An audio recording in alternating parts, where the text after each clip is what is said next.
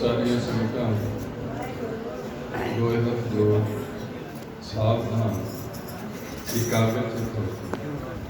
शब्द गुरु श्री गुरु ग्रंथ साहिब जी के शब्द स्वरूप का ध्यान करते हुए श्री गुरु नानक देव जी के बख्शिश होए मंत्र अपनी रूहां के भले ले लोक सुधार चुकिया रूहां की आत्मिक शांति मिली। बच्चे बच्चियों के उच्चे सुच्चे उजड़े भविख ले पिंड कस्बे समुचा समाज ਅਤੇ ਖਾਲਸਾ ਪੰਥ ਦੀ ਚੜ੍ਹਦੀ ਕਲਾ ਲਈ ਭਾਰਤ ਦੇਸ਼ ਦੀ ਤਰੱਕੀ ਸਾਰੇ ਸੰਸਾਰ ਵਿੱਚ ਸ਼ਾਂਤੀ ਦੀ ਸਥਾਪਨਾ ਲਈ ਇਹਨਾਂ ਮੰਤਰਾਂ ਦੇ ਜਾਪ ਜਪੀਏ ਜੀ। ਇੱਕ ਓੰਕਾਰ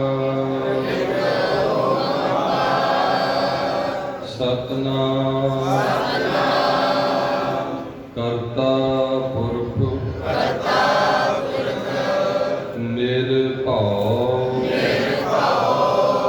ਨਿਰਵੈਰ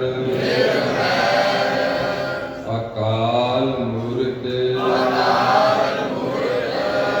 ਅਜੂਨੀ ਸੈਭੰ ਗੁਰ ਪ੍ਰਸਾਦ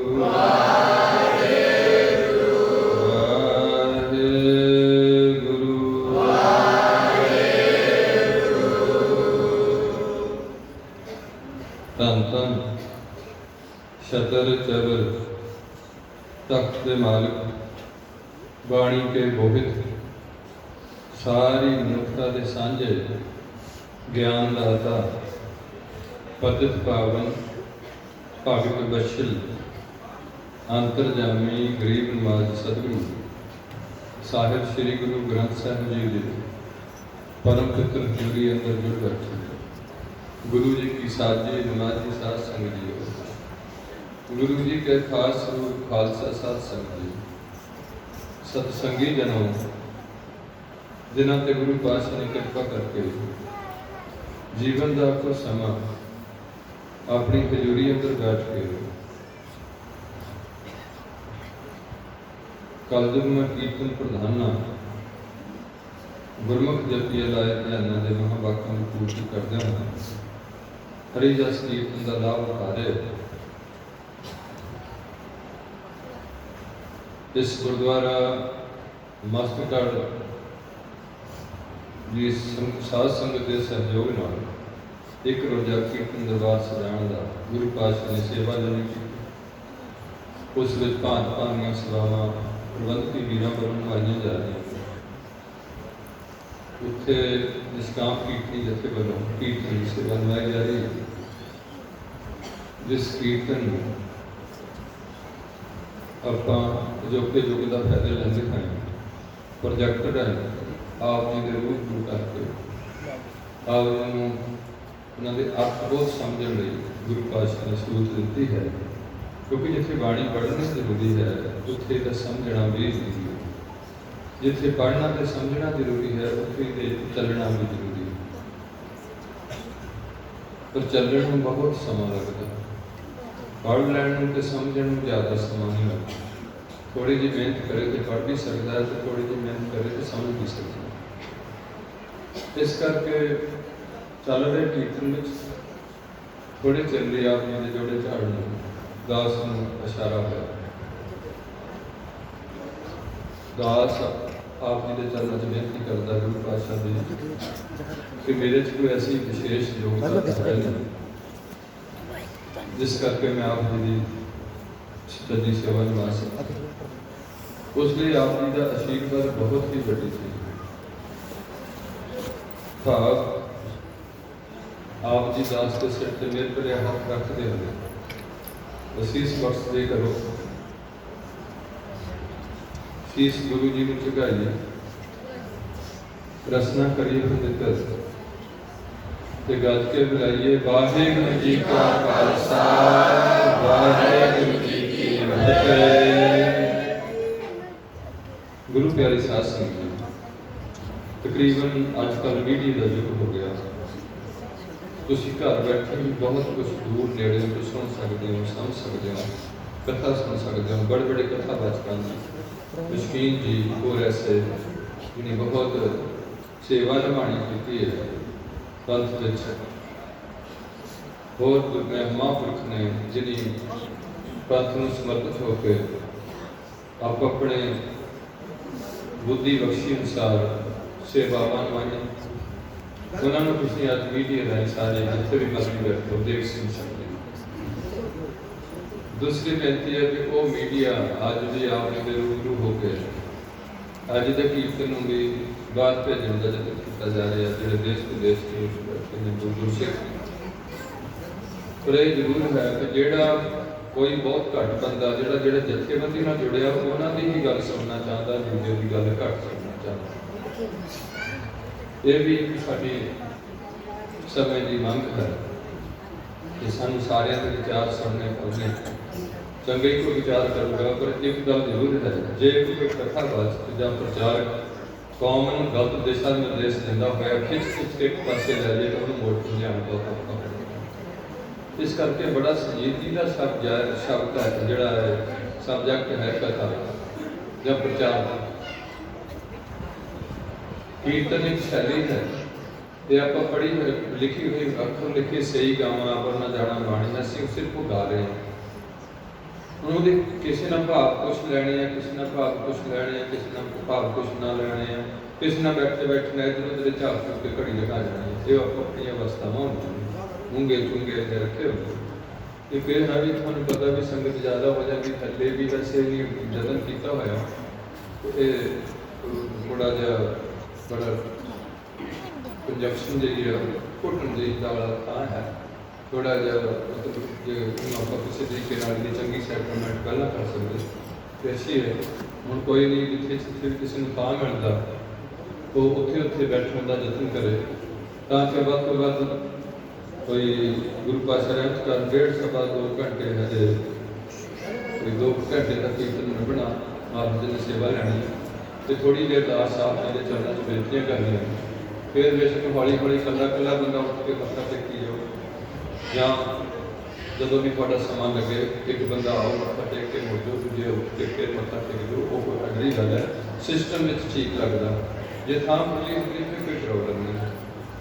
अगली बेनती है कि दास आप जी के चरणों से बेनती करता कि जिन्ना चिता थोड़े च कौमी प्यार नहीं जाए, दूसरा थोड़े अंदर ये प्यार नहीं होंदा कि असी मर जाना अगे जाके साडा लेखा। ये दो चीज़ां बहुत ही खास है जिहदे नाल सारी मनुष्यता टुटी वो अपने दुखों की खातर दौड़ती है, उत्थों जिथे दौड़ती उत्थे होर दुखी होती है, क्योंकि दुखों का हल जोड़ा किसी बाहर दौड़ता संबंध नहीं सी।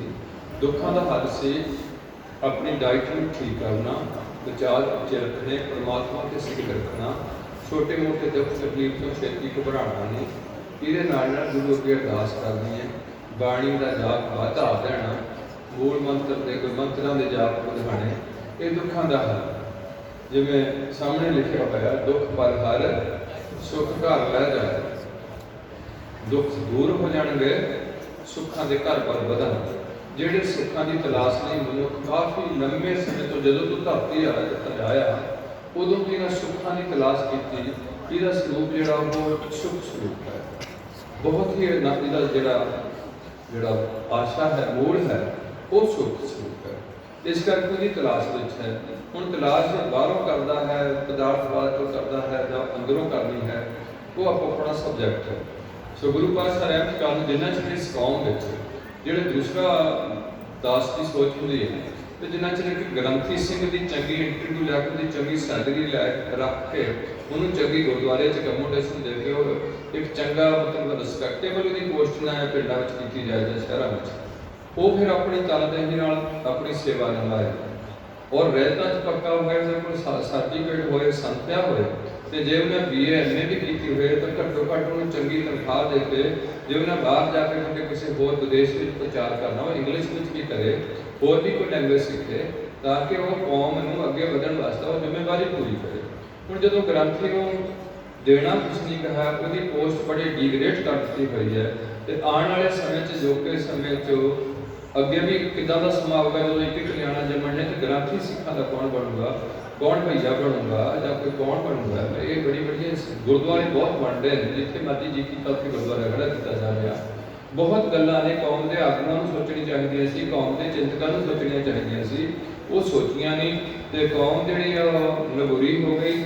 ਉਹ ਕਿਸੇ ਬਾਬੇ ਦੇ ਚੱਕਰ 'ਚ ਪਿਆ, ਕੋਈ ਕਿਸੇ ਦੇ ਚੱਕਰ 'ਚ ਪਿਆ ਤੇ ਉਸ ਕਰਕੇ ਜਿਹੜਾ ਸਿਧਾਂਤ ਸੀ ਗੁਰੂ ਪਾਤਸ਼ਾਹ ਦਾ ਤੇ ਸਤਿਗੁਰ ਬਾਝੋਂ ਗੁਰ ਨਹੀਂ ਕੋਈ ਨਗੁਰੇ ਕਾ ਹੈ, ਨਾਮ ਮੇਰਾ ਪ੍ਰਸਤਾਨ ਫੇਰ ਹੁੰਦਾ ਨਜ਼ਰ ਹੋ ਰਿਹਾ। ਤੇ ਜਿਹੜੀ ਕੌਮ ਦੀ ਸੰਗਠਨ ਸੀ, ਤਾਕਤ ਕੀਤੀ ਸੀ ਇਕੱਠੇ ਕਰਕੇ ਤੇ ਗੁਰੂ ਦੇ ਸਿੱਖ ਬਣਾ ਕੇ, ਉਹ ਤਾਕਤ ਕਮਜ਼ੋਰ ਹੋ ਗਈ।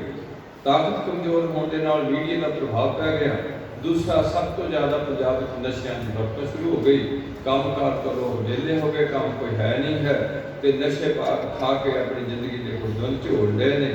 ਬਹੁਤ ਹੀ ਤਰਸਯੋਗ ਹਾਲਤ ਹੈ ਇਸ ਟਾਈਮ ਦੇ ਵਿੱਚ ਸੰਸਾਰ। ਇਸ ਕਰਕੇ ਦਾਸ ਬੇਨਤੀ ਕਰਦਾ ਵੀ ਇੱਕ ਤਾਂ ਇਹ ਬੜਾ ਜ਼ਰੂਰੀ ਹੈ ਕਿ ਹਰ ਗ੍ਰੰਥੀ ਸਿੰਘ, ਹਰ ਪਾਠੀ ਸਿੰਘ ਕੋਲ ਸੰਥਿਆ ਹੋਣੀ, ਪਰ ਵਿਦਿਆ ਜਿਹੜੀ ਸੰਸਾਰਕ ਵਿਦਿਆ ਦੀ ਵੀ ਲੋੜ ਹੈ। ਇਹ ਚੀਜ਼ਾਂ ਹੋਣੀਆਂ ਚਾਹੀਦੀਆਂ। ਕੀਰਤਨੀ ਕੋਲ ਕੀਰਤਨੀ ਦਾ ਸਰਟੀਫਿਕੇਟ ਜਾਂ ਕੀਰਤਨ ਕਿੱਥੋਂ ਸਿੱਖਿਆ, ਉਹਦਾ ਸਨਦ ਆਦਿ ਉਹਦਾ ਕਿੰਨਾ ਤਜਰਬਾ ਹੈ, ਉਹਦੇ ਆਧਾਰ ਤੇ ਉਹਦੇ ਪਿਛਲੇ ਜਿੱਥੋਂ ਜੇ ਮੰਨ ਲਓ ਮੈਂ ਕਿਤੋਂ ਉੱਧਰੋਂ ਕੀਰਤਨ ਕਰਕੇ ਆਇਆ, ਮੈਂ ਚੰਡੀਗੜ੍ਹ ਤੋਂ, ਤੇ ਉੱਥੋਂ ਮੇਰੀ ਵੈਰੀਫਿਕੇਸ਼ਨ ਕੀਤੀ ਜਾਣੀ ਚਾਹੀਦੀ ਹੈ ਵੀ ਉੱਥੋਂ ਜਿੱਥੋਂ ਆਇਆ ਭਾਈ ਕੀਰਤਨੀ ਵਾਲਾ, ਉੱਥੋਂ ਇਹ ਕੋਈ ਐਸਾ ਢਾਬਾ ਲਵਾ ਕੇ ਤਾਂ ਨਹੀਂ ਆ ਗਿਆ ਜਿਹਦੇ ਕਰਕੇ ਇੱਥੇ ਹੀ ਜਾਂ ਕਿ ਸਾਡੇ ਗੁਰਦੁਆਰਾ ਸਾਹਿਬ ਦਾ ਕਿਰਦਾਰ ਹੀ ਨਹੀਂ। ਮਤਲਬ ਬਹੁਤ ਕੁਝ ਦੇਖਣਾ ਪੈਂਦਾ। ਇਸ ਕਰਕੇ ਇਹ ਹੈਗੇ ਨੇ ਪਹਿਲੀ ਬੇਨਤੀ ਕਿ ਗ੍ਰੰਥੀ ਸਿੰਘ, ਪਾਠੀ ਸਿੰਘ, ਗੁਰੂ ਕੇ ਕੀਰਤਨੀਏ, ਕਵੀ, ਕਵੀਸ਼ਰੀ ਢਾਡੀ ਤੇ ਨਾਲ ਜਿਹੜੇ ਹੈਗੇ ਨੇ ਸਾਡੇ ਕਥਾ ਵਾਚਕ ਤੇ ਪ੍ਰਚਾਰਕ ਤੇ ਕੌਮ ਦੇ ਜਥੇਦਾਰ ਸਾਹਿਬਾਨ ਇੱਕ ਹਿੱਸਾ ਹੈ ਜਿਨ੍ਹਾਂ ਕੋਲ ਵਿਦਿਆ ਸੰਸਾਰਕ ਵੀ ਹੈ ਤੇ ਅਧਿਆਤਮਵਾਦ ਵਿੱਚ ਵੀ ਕਾਫੀ ਅੱਗੇ ਹੋਣੇ ਚਾਹੀਦੇ। ਰਹਿਤਾਂ ਦੇ ਪੱਕੇ, ਰਹਿਤਾਂ ਤੋਂ ਬਚੇ ਹੋਣੇ ਚਾਹੀਦੇ ਨੇ ਤੇ ਗੁਰੂ ਤੇ ਨਿਸ਼ਠਾ ਹੋਣੀ ਚਾਹੀਦੀ ਤੇ ਗੁਰੂ ਦੀ ਸੇਵਾ ਹੀ ਜ਼ਿੰਦਗੀ ਦਾ ਲਕਸ਼ ਹੋਣਾ ਚਾਹੀਦਾ। ਉਹਨਾਂ ਦੀ ਜ਼ਿੰਦਗੀ ਹੀ ਲੋਕਾਂ 'ਚ ਪ੍ਰਚਾਰ ਦਾ ਮਾਧਿਅਮ ਬਣ ਸਕਦੀ ਹੈ। ਦੂਸਰੇ ਹੈਗੇ ਨੇ ਜਿੱਥੇ ਇਹ ਸਾਡਾ ਸੰਗਤ ਦਾ ਫਰਜ਼ ਬਣਦਾ ਇਹਨਾਂ ਦੀ ਸੇਵਾ ਕਰਨਾ, ਇਹਨਾਂ ਦਾ ਚੰਗੀ ਸੈਲਰੀ ਦੇਣੀ, ਇਹਨਾਂ ਦੀ ਰਿਸਪੈਕਟ ਕਰਨੀ। ਜਿਹੜਾ ਅਸੀਂ ਕਿਸੇ ਹੋਰ ਬਾਬੇ ਅੱਗੇ ਜਾ ਕੇ ਝੁਕਦੇ ਹਾਂ, ਉਹ ਅਸੀਂ ਸ੍ਰੀ ਗੁਰੂ ਗ੍ਰੰਥ ਸਾਹਿਬ ਦੇ ਵਜ਼ੀਰ ਅੱਗੇ ਝੁਕ ਸਕਦੇ ਹਾਂ। ਇਹ ਕੋਈ ਗੱਲ ਨਹੀਂ ਹੈ। ਝੁਕਣਾ ਤੋਂ ਸਾਨੂੰ ਮਨਾ ਕਰ ਦਿੱਤਾ। ਸਾਨੂੰ ਤਾਂ ਇੱਕੋ ਗੱਲ ਕਹੀ ਹੈ ਵੀ ਅੱਗੇ ਆਪ ਸਿੰਘ ਜੋ ਭਾਵ ਹੈ, ਵਾਹਿਗੁਰੂ ਜੀ ਕੀ ਬੜੇ ਸਤਿਕਾਰ ਨਾਲ ਉਹਨੂੰ ਫਤਿਹ ਬੁਲਾਓ। ਫਤਿਹ ਦਾ ਰਿਵਾਜ ਸਿੱਖਾਂ ਵਿੱਚ ਅਜੇ ਤੱਕ ਚਾਲੂ ਨਹੀਂ ਹੋਇਆ, ਕਿਉਂਕਿ ਜਦੋਂ ਬਾਬੇ ਅੱਡ ਹੋ ਗਏ, ਕਿਸੇ ਨੇ ਕੁਛ ਕਹਿ ਦਿੱਤਾ, ਕਿਸੇ ਨੇ ਕੁਛ ਕਹਿ ਦਿੱਤਾ, ਤਾਂ ਕੌਮ ਜਿਹੜੀ ਸੰਗਠਨ ਰੂਪ ਚ ਖੇਰੂ ਕੋਨੀ ਹੋਈ ਪਈ। ਅੱਗੇ ਸਾਨੂੰ ਪ੍ਰੋਬਲਮ ਆ ਰਹੀ ਹੈ। ਦੂਸਰਾ ਜਿਹੜਾ ਵਰਗ ਹੈ ਇਸ ਕੌਮ ਦਾ, ਉਹ ਹੈਗੇ ਨੇ ਪੰਜ ਪਿਆਰੇ ਸਾਹਿਬਾਨ, ਨਿਹੰਗ ਸਿੰਘ ਜਥੇਬੰਦੀਆਂ ਦੇ ਜਥੇਦਾਰ ਸਾਹਿਬਾਨ। ਤੀਸਰੇ ਹੈਗੇ ਨੇ ਜਿਹੜੇ ਪਬਲਿਕ ਵੱਲੋਂ, ਸੰਗਤ ਵੱਲੋਂ ਲੋਕਾਂ ਨੂੰ ਸਤਿਕਾਰ ਤੌਰ ਤੇ ਆਪਣੀ ਮਰਜ਼ੀ ਨਾਲ ਦਿੱਤੇ ਹੋਏ ਖਿਤਾਬ, ਸੰਤ ਜੀ, ਬਾਬਾ ਜੀ, ਬ੍ਰਹਮ ਗਿਆਨੀ ਜੀ, ਹਜੂਰ ਮਹਾਰਾਜ ਜੀ, ਜਾਂ ਕਿਸੇ ਨੂੰ ਰੱਬ ਜੀ, ਜਾਂ ਕਿਸੇ ਨੂੰ ਪਰਮਹੰਸ ਜੀ, ਮਹਾਂਪੁਰਖ ਜੀ। ਇਹ ਖਿਤਾਬ ਸੰਗਤ ਨੇ ਦਿੱਤੇ ਹੋਏ ਨੇ ਆਪਣੀ ਸ਼ਰਧਾ ਭਾਵਨਾ ਨਾਲ। ਇਹਨਾਂ ਦਾ ਜ਼ਿਕਰ ਸਾਰਿਆਂ ਦਾ ਥੋੜਾ ਬਹੁਤ ਸ੍ਰੀ ਗੁਰੂ ਗ੍ਰੰਥ ਸਾਹਿਬ ਚ ਆਉਂਦਾ ਹੈ, ਪਰ ਸੰਤ ਈਸਾਈਆਂ ਦੇ ਵੀ ਹੈਗੇ ਨੇ, ਸੰਤ ਹਿੰਦੂਆਂ ਦੇ ਵੀ ਹੈਗੇ ਨੇ। ਦੂਸਰਾ ਅੱਗੇ ਹੈ ਇਸ ਕੌਮ ਵਿੱਚ ਜਿਹੜਾ ਖਿਤਾਬ ਅਕਾਲ ਤਖਤ ਦੇ ਜਥੇਦਾਰ ਵੱਲੋਂ ਕਿਸੇ ਨੂੰ ਆਪਣੇ ਪੰਥ ਦੀ ਸੇਵਾ ਦੇ ਕੇ ਉਹਨੂੰ ਖਿਤਾਬ ਜਾਂ ਰੁਤਬਾ ਦਿੱਤਾ ਜਾਂਦਾ। ਜਿਵੇਂ ਕੁਛ ਵੀ ਲਾ ਲਓ, ਕਿਸੇ ਨੂੰ ਦੇ ਦਿੱਤਾ ਨਹੀਂ ਪੰਥ ਰਤਨ ਦਾ ਖਿਤਾਬ ਦੇ ਦਿੱਤਾ, ਜਾਂ ਕੋਈ ਫਕਰੇ ਕੌਮ ਕਿਸੇ ਨੂੰ ਕਹਿ ਦਿੱਤਾ। ਉਹ ਹੁਣ ਜਥੇਦਾਰ ਦੀ ਤਾਕਤ ਕਿੰਨੀ ਹੈ, ਜਥੇਦਾਰ ਵਿੱਚ ਸਿੱਖੀ ਦੀ ਭਾਵਨਾ ਕਿੰਨੀ ਹੈ, ਉਹਦਾ 'ਚ ਤਿਆਗ ਕਿੰਨਾ ਹੈ, ਉਹਦੇ 'ਚ ਪੈਸੇ ਦੀ ਲਾਲਸਾ, ਰੁਤਬੇ ਦੀ ਲਾਲਸਾ ਤੋਂ ਬਿਨਾਂ ਉਹ ਸੇਵਾ ਨਿਭਾ ਕੇ ਨਿਸ਼ਕਾਮ ਕਰ ਰਿਹਾ ਕਿ ਉਹ ਕਿਸੇ ਦੇ ਥੱਲੇ ਹੋ ਕੇ ਕੰਮ ਕਰ ਰਿਹਾ ਕਿ ਉਹਦੇ ਨਾਲ ਵੀ ਜੁੜਿਆ ਵਾ ਮਸਲਾ। ਉਹਨੂੰ ਕਹਿੰਦੇ ਨੇ ਕਿ ਤੂੰ ਇੱਦਾਂ ਕਰਦੇ, ਉੱਦਾਂ ਕਰਦੇ, ਮੈਨੂੰ ਇਸ ਗੱਲ ਨਾਲ ਕੋਈ ਵਾਸਤਾ ਨਹੀਂ। ਗੁਰੂ ਜੀ ਇੱਕ ਇੰਡੀਵਿਜੂਅਲ ਤਾਕਤ ਹੈ, ਰੋਟੀ ਖਾਣ ਦੇ ਹੋਰ ਵੀ ਬੜੇ ਸਾਧਨ ਨੇ, ਇੱਕ ਕੌਮ ਨੂੰ ਲੀਡ ਕਰਨ ਦਾ ਠੀਕ ਹੈ ਗੁਰੂ ਪਾਤਸ਼ਾਹ ਉਹਦੇ ਨਾਲ ਜਿਵੇਂ ਕਿ ਆਪਣਾ ਰਾਸ਼ਟਰਪਤੀ ਕਿਸੇ ਨੂੰ ਖਿਤਾਬ ਦੇ ਦਿੰਦੇ ਨੇ ਕਿ ਸਾਡੇ 'ਚ ਜਿਵੇਂ ਪਦਮ ਭੂਸ਼ਣ ਭਾਈ ਨਿਰਮਲ ਸਿੰਘ ਜੀ ਖਾਲਸਾ, ਇਹ ਕੁਝ ਉਹ ਨੇ ਰੁਤਬੇ ਜਿਹੜੇ ਸੀਨੀਅਰ ਬੰਦੇ ਆਪਣੇ ਵੱਲੋਂ ਜੂਨੀਅਰ ਨੂੰ ਰੁਤਬੇ ਦੇ ਕੇ ਸਨਮਾਨਿਤ ਕਰਦੇ। ਪਰ ਇਸ ਕੌਮ ਵਿੱਚ ਜਿਹੜੇ ਲੋਕਾਂ ਨੇ ਕਿਸੇ ਨੂੰ ਕਹਿ ਦਿੱਤਾ ਵੀ ਇਹ ਬਾਬਾ ਹੁੰਦਾ ਹੈ, ਇਹ ਆਹ ਹੁੰਦਾ ਹੈ, ਇੱਥੋਂ ਤੱਕ ਵੀ ਲੋਕ ਚਲੇ ਗਏ ਕਿ ਇੱਕ ਆਮ ਬੰਦੇ ਨੂੰ ਗੁਰੂ ਗੋਬਿੰਦ ਸਿੰਘ ਦਾ ਖਿਤਾਬ ਦੇ ਦਿੱਤਾ ਜਾਂ ਕਿਸੇ ਨੂੰ ਕੁਝ ਹੋਰ ਖਿਤਾਬ ਦੇ ਦਿੱਤਾ। ਬਾਬਾ ਤੇਗ ਬਹਾਦਰ ਜੀ ਨੇ ਇਹਦਾ ਇਹ ਗੁਰੂ ਹਰਰਾਏ ਸਾਹਿਬ ਆ ਗਏ ਨੇ, ਇੱਦਾਂ ਦੇ ਖਿਤਾਬ ਦੇਣੇ ਵੀ ਪੰਜਾਬ ਵਿੱਚ ਆਮ ਲੋਕਾਂ ਵਿੱਚ ਸ਼ੁਰੂ ਹੋ ਗਏ, ਜਿਨ੍ਹਾਂ ਨੂੰ ਬਿਲਕੁਲ ਨਹੀਂ ਪਤਾ। ਇੱਕ ਬੰਦੇ ਮੈਂ ਦੇਖਿਆ ਉਹਨੂੰ ਆਮ ਲੋਕੀ ਕਹਿਣ ਲੱਗੇ ਬਾਬਾ ਦੀਪ ਸਿੰਘ ਜੀ ਨੇ ਵੀ ਬਾਬਾ ਦੀਪ ਸਿੰਘ ਜੀ ਇਹ ਸ਼ਖਸੀਅਤਾਂ ਬਾਬਾ ਬੁੱਢੇ ਦੀ ਚੌਂਕੀ ਆ ਰਹੀ ਹੈ, ਬਾਬੇ ਦੀਪ ਸਿੰਘ ਦੀ ਚੌਂਕੀ ਆ ਰਹੀ ਹੈ। ਇਹ ਕਲਯੁਗ ਦਾ ਘੋਰ ਸਮਾਂ ਹੈ ਜਿਹਦੇ ਚ ਲੋਕਾਂ ਨੂੰ ਗੁੰਮਰਾਹ ਹੋਣ ਲਈ ਅਸਲ ਕਲਯੁਗ ਨੇ ਆਪਣੇ ਡੇਰੇ ਕਦੇ ਕੀਤੇ ਹੋਏ ਆ ਵੀ ਇਹ ਲੋਕ ਗੁਰੂ ਨਾਨਕ ਦੀ ਵਿਚਾਰਧਾਰਾ ਨੂੰ ਅਡਾਪਟ ਕਰਕੇ ਜਿਹੜਾ ਇਸ ਕਲਯੁਗ ਦਾ ਅਵਤਾਰ ਹੈ ਉਹ ਅੱਗੇ ਨਾ ਹਲੇ ਆ ਸਕੇ, ਹਲੇ ਇੱਥੇ ਸ਼ੈਤਾਨ ਦਾ ਪਹਿਰਾ ਬਣਿਆ ਰਹੇ ਤੇ ਲੋਕ ਰੋਟੀ ਕਰਦੇ। ਸੋ ਦਾਸ ਦੀ ਬੇਨਤੀ ਇਹ ਹੈ ਕਿ ਇਹ ਜਿਹੜਾ ਹਿੱਸਾ ਦੂਸਰਾ ਹੈ ਇਹਦੇ ਚਾਹੇ ਵਿਦਿਅਕ ਯੋਗਤਾ ਨਾ ਹੋਏ ਪਰ ਇਹਨਾਂ ਦਾ ਜੀਵਨ ਬੜਾ ਰੌਸ਼ਨ ਹੋਣਾ ਚਾਹੀਦਾ, ਭਾਵੇਂ ਜੋਤ ਵਿਗਾਸੀ ਹੋਣੇ ਚਾਹੀਦੇ। ਹੁਣ ਮੁਸ਼ਕਿਲ ਇਹ ਹੈ ਕਿ ਸਾਨੂੰ ਨਹੀਂ ਪਤਾ ਲੱਗ ਸਕਦਾ ਵੀ ਜੋਤ ਵਿਗਾਸੀ ਕੌਣ ਬੰਦਾ ਹੈ, ਸਾਡਾ ਲੈਵਲ ਛੋਟਾ ਹੈ। ਇਸ ਕਰਕੇ ਅੱਜ ਸਾਨੂੰ ਇਹਨਾਂ ਗੱਲਾਂ ਵਿੱਚੋਂ ਦੀ ਲੰਘਣਾ ਪੈ ਰਿਹਾ। ਦਾਸ ਜੀ ਇੱਕ ਬੇਨਤੀ ਹੁੰਦੀ ਹੈ ਕਿ ਤਾਕਤ ਸਾਰੀ ਸੰਗਤ ਵਿੱਚ ਹੈ, ਜਾਂ ਗੁਰੂ ਵਿੱਚ ਹੈ, ਜਾਂ ਅਕਾਲ ਪੁਰਖ ਵਿੱਚ ਹੈ, ਜਾਂ ਫਿਰ ਸੰਗਤ ਵਿੱਚ। ਗੁਰਬਾਣੀ ਗੁਰ ਸ਼ਬਦ ਵਿੱਚ ਗੁਰ ਸਾਧ ਸੰਗਤ ਵਿੱਚ ਬਾਕੀ ਹੋਰ ਨਾ ਰਹੇ। ਭਾਵ ਸਾਨੂੰ ਜਿਹੜਾ ਆਸਰਾ ਹੈ ਉਹ ਕੇਵਲ ਸਿੱਖਾਂ ਨੂੰ, ਸਾਨੂੰ ਗੁਰੂ ਕੇ ਸ਼ਬਦ ਦਾ ਤੇ ਸਾਧ ਸੰਗਤ ਦਾ ਤੇ ਅਕਾਲ ਪੁਰਖ ਸਾਰਿਆਂ ਦਾ ਸਾਂਝਾ, ਇਹਦਾ ਸਾਨੂੰ ਆਸਰਾ। ਸੋ ਦਾਸ ਤਾਂ ਬੇਨਤੀ ਕਰ ਰਿਹਾ ਕਿ ਮੇਰੇ ਵਿੱਚ ਵੀ ਨਾ ਤਾਂ ਪਹਿਲੀ ਯੋਗਤਾ ਹੈ ਗ੍ਰੰਥ ਸਿੱਖੀ ਦੀ, ਨਾ ਕੋਈ ਮੈਂ ਪਾਠੀ ਹਾਂ। ਮੈਂ ਵੀ ਇੱਕ ਕਿਰਤ ਕਰਕੇ ਮਾੜਾ ਮੋਟਾ ਆਪਣੇ ਜੀਵਨ ਨੂੰ ਤੁਹਾਡੇ ਆਸਰੇ ਨਾਲ ਗੁਰੂ ਪਾਤਸ਼ਾਹ ਦੀ ਰਹਿਮਤ ਸਦਕਾ ਤੁਹਾਡੇ ਵਿੱਚ ਰਿਹਾ। ਪਰ ਮੈਂ ਇਹ ਗੱਲਾਂ ਤਾਂ ਸੋਚਣ ਲੱਗਿਆ ਜਦੋਂ ਲੋਕੀ ਮੈਨੂੰ ਵੀ ਬਹੁਤ ਕੁਝ ਸਮਝਣ ਲੱਗ ਪਏ ਵੀ ਪਤਾ ਨਹੀਂ ਕਿੰਨਾ ਵੱਡਾ ਬਣ ਗਿਆ, ਇਹ ਆਹ ਹੋ ਗਿਆ ਵਾਹ ਵਿੱਚ ਲੋਕ ਡਰੀ ਜਾਂਦੇ ਨੇ। ਇਹਨਾਂ ਲੋਕਾਂ ਨੇ ਡਰਨਾ ਸੀ ਆਪਣੇ ਮਾੜੇ ਕੰਮਾਂ ਤੋਂ, ਇਹ ਡਰਨ ਲੱਗ ਪਏ ਕਿਸੇ ਬੰਦਿਆਂ ਤੋਂ। ਇਹਨਾਂ ਨੂੰ ਮਾੜੇ ਕਰਮਾਂ ਤੋਂ ਡਰਨ ਦੀ ਲੋੜ ਸੀ, ਇੱਕ ਪਰਮਾਤਮਾ ਤੋਂ ਡਰਨ ਦੀ ਲੋੜ ਸੀ। ਉਹ ਹੈ ਨਿਰਭਉ, ਇਹ ਹਸੀ ਹੈ ਭੈ ਵਿੱਚ। ਤਦ ਗੁਰੂ ਜੀ ਕਹਿੰਦੇ ਨੇ ਜੇ ਨਿਰਭਉ ਜਿਨ ਹਰ ਨਿਰਭਉ ਧਿਆਇਆ ਜੀ ਤਿਨ ਕਾ ਭਉ ਸਭ, ਜਿਨ ਮਨ ਭਉ ਤਿਨਾ ਮਨ ਭਉ। ਪਹਿਲਾਂ ਭਉ ਰੱਖਣਾ ਉਸ ਗੁਰੂ ਦਾ, ਉਸ ਪਰਮਾਤਮਾ ਦਾ, ਉਸ ਸਿਧਾਂਤ ਦਾ। ਬਾਕੀ ਸੋ ਸਤਿਗੁਰ ਪਿਆਰਾ ਮੇਰੇ ਨਾਲ ਹੈ। ਜਦੋਂ ਮੇਰੇ ਵੀਰ ਜੀ ਕੀਰਤਨ ਕਰ ਰਹੇ ਸਨ ਡਾਕਟਰ ਸਾਹਿਬ, ਮੇਰੇ ਮਨ 'ਚ ਵੀ ਗੱਲ ਆਉਂਦੀ ਸੀ ਕਿ ਇਹ ਜਿਹੜਾ ਗੁਰੂ ਪਾਤਸ਼ਾਹ ਦਾ ਮਿਸ਼ਨ ਹੈ ਇਹਦੇ 'ਚ ਪਹਿਲਾਂ ਸਾਨੂੰ ਇਸ ਗੱਲ ਦਾ ਅਹਿਸਾਸ ਨਹੀਂ ਹੁੰਦਾ ਕਿ ਸਤਿਗੁਰੂ ਪਿਆਰਾ ਮੇਰੇ ਨਾਲ ਹੈ। ਪਹਿਲਾਂ ਸਾਨੂੰ ਸਤਿਗੁਰੂ ਹੋਰ ਹੁੰਦਾ ਕਿ ਅਸੀਂ ਹੋਰ ਹੁੰਦੇ।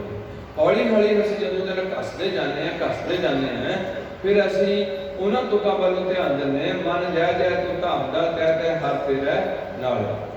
ਮਨ ਜਿੱਥੇ ਵੀ ਤੂੰ ਦੌੜਦਾ ਤੇ ਹਰੀ ਤੇਰੇ ਨਾਲ। ਮਨ ਤੋਂ ਜੋਤ ਸਰੂਪ ਹੈ, ਆਪਣੀ ਮਨ ਨੂੰ ਉਹ ਫੋਲੋ ਕਰਨਾ ਸ਼ੁਰੂ ਕਰ ਦਿੰਦੇ। ਮਨ ਕੀ ਪੱਤਰੀ ਬਾਚਣੀ ਸੁਖੀ ਹੂੰ ਸੁਖ ਸਾਰ। ਆਪਣੇ ਮਨ ਦੀ ਪੱਤਰੀ ਬਾਚਣੀ ਭਾਵ ਤੇਰੇ ਮਨ ਵਿੱਚ ਥੌਟਸ ਕਿੱਦਾਂ ਦੇ ਉੱਠਦੇ ਨੇ। ਗੰਦੇ ਥੌਟਸ ਨੇ ਬਹੁਤ ਜ਼ਿਆਦਾ ਕਿ ਸੁੱਧ ਨੇ। ਇਸ ਕਰਕੇ ਸਭ ਤੋਂ ਪਹਿਲਾਂ ਵਿਚਾਰਾਂ ਦੀ ਸੁਧਾਈ ਕੀਤੀ ਜਾਣੀ ਹੈ, ਖਿਆਲਾਂ ਨੂੰ ਸੋਧਿਆ ਜਾਣਾ। ਉਹਦੇ 'ਚ ਸਤੋਗੁਣੀ ਖਿਆਲ ਪੈਦਾ ਹੋਣੇ, ਤਮੋਗੁਣੀ ਤੇ ਰਜੋਗੁਣੀ ਖਿਆਲ ਉਹਦੇ 'ਚ ਕਮਜ਼ੋਰ ਪੈ ਜਾਣੇ। ਉਸ ਤੋਂ ਬਾਅਦ ਇਸ ਗੱਲ ਦਾ ਅਹਿਸਾਸ ਗੁਰੂ ਦੀ ਰਹਿਮਤ ਸਦਕਾ ਹੋਏਗਾ ਕਿ ਸਦਾ ਅੰਗ ਸੰਗੇ ਅਭੰਗਮ ਬਗੂ। ਦੋ ਕਾਲਮ ਪ੍ਰਣਾਸੀ, ਦੋ ਕਾਰ ਉਹਦਾ ਚਾਰ ਦੁੱਖ ਦੱਸੇ ਨੇ ਵੱਡੇ। ਦੁੱਖ ਵਿਛੋੜਾ, ਇੱਕ ਦੁੱਖ ਭੁੱਖ, ਇੱਕ ਦੁੱਖ ਸਖਤ ਬਾਰ ਜਮ ਦੂਤ, ਇੱਕ ਦੁੱਖ ਰੋਗ ਲੱਗਿਆ ਤਨ ਧਾਏ, ਬੈਦ ਨਾ ਭੋਲੇ ਗਲ ਮਰੇ। ਚਾਰ ਦੁੱਖਾਂ ਦਾ ਜ਼ਿਕਰ ਗੁਰਬਾਣੀ 'ਚ ਕੀਤਾ ਹੋਇਆ। ਇਸ ਕਰਕੇ ਜਿੰਨੇ ਵੀ ਦੁੱਖ ਨੇ ਉਹਨਾਂ ਸਾਰਿਆਂ ਦਾ ਹੱਲ ਵੀ ਸੁਖਮਨੀ ਸਾਹਿਬ 'ਚ ਦੱਸਿਆ ਹੋਇਆ ਕਿ ਸਰਬ ਰੋਗ ਕਾ ਔਗਤ, ਸਰਬ ਰੋਗ ਦਾ ਜ਼ਿਕਰ ਕੀਤਾ ਹੋਇਆ।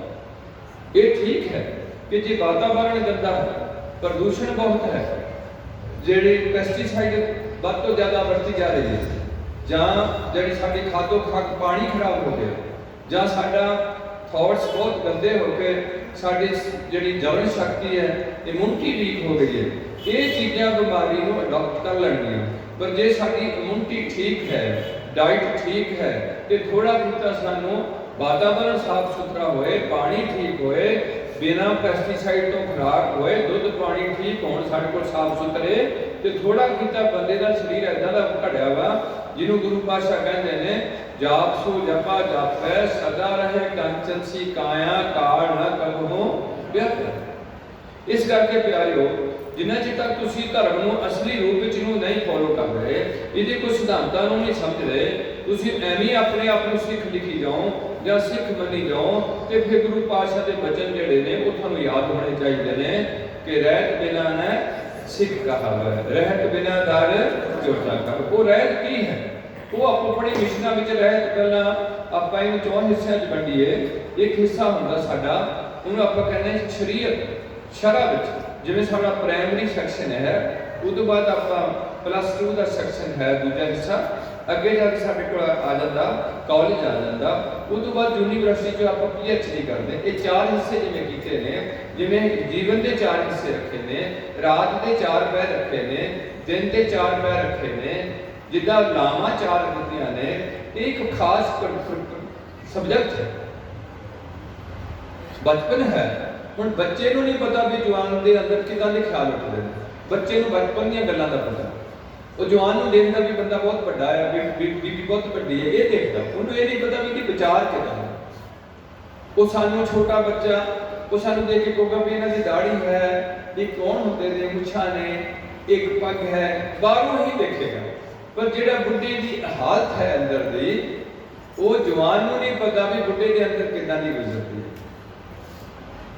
ਹੁਣ ਜਦੋਂ ਬੰਦਾ ਬੱਚੇ ਤੋਂ ਜਵਾਨ ਹੋਗਾ, ਫਿਰ ਉਹਨੂੰ ਜਵਾਨੀ ਦਾ ਅਹਿਸਾਸ ਹੋਗਾ ਕਿ ਜਵਾਨੀ ਤਾਂ ਆਹ ਚੀਜ਼ ਹੁੰਦੀ ਹੈ, ਨਾਲ ਸੰਭਾਲਣਾ ਹੀ ਬੜਾ ਔਖਾ ਹੋ ਗਿਆ, ਇਦਾਂ ਦੀ ਚੀਜ਼ ਆ ਗਈ। ਇਹ ਤਾਂ ਮਨ ਦੀ ਸਾਰੀ ਵੇਗ ਹੀ ਬਦਲ ਦਿੱਤੇ ਨਾ ਆਉਂਦੀਆਂ ਸਨ।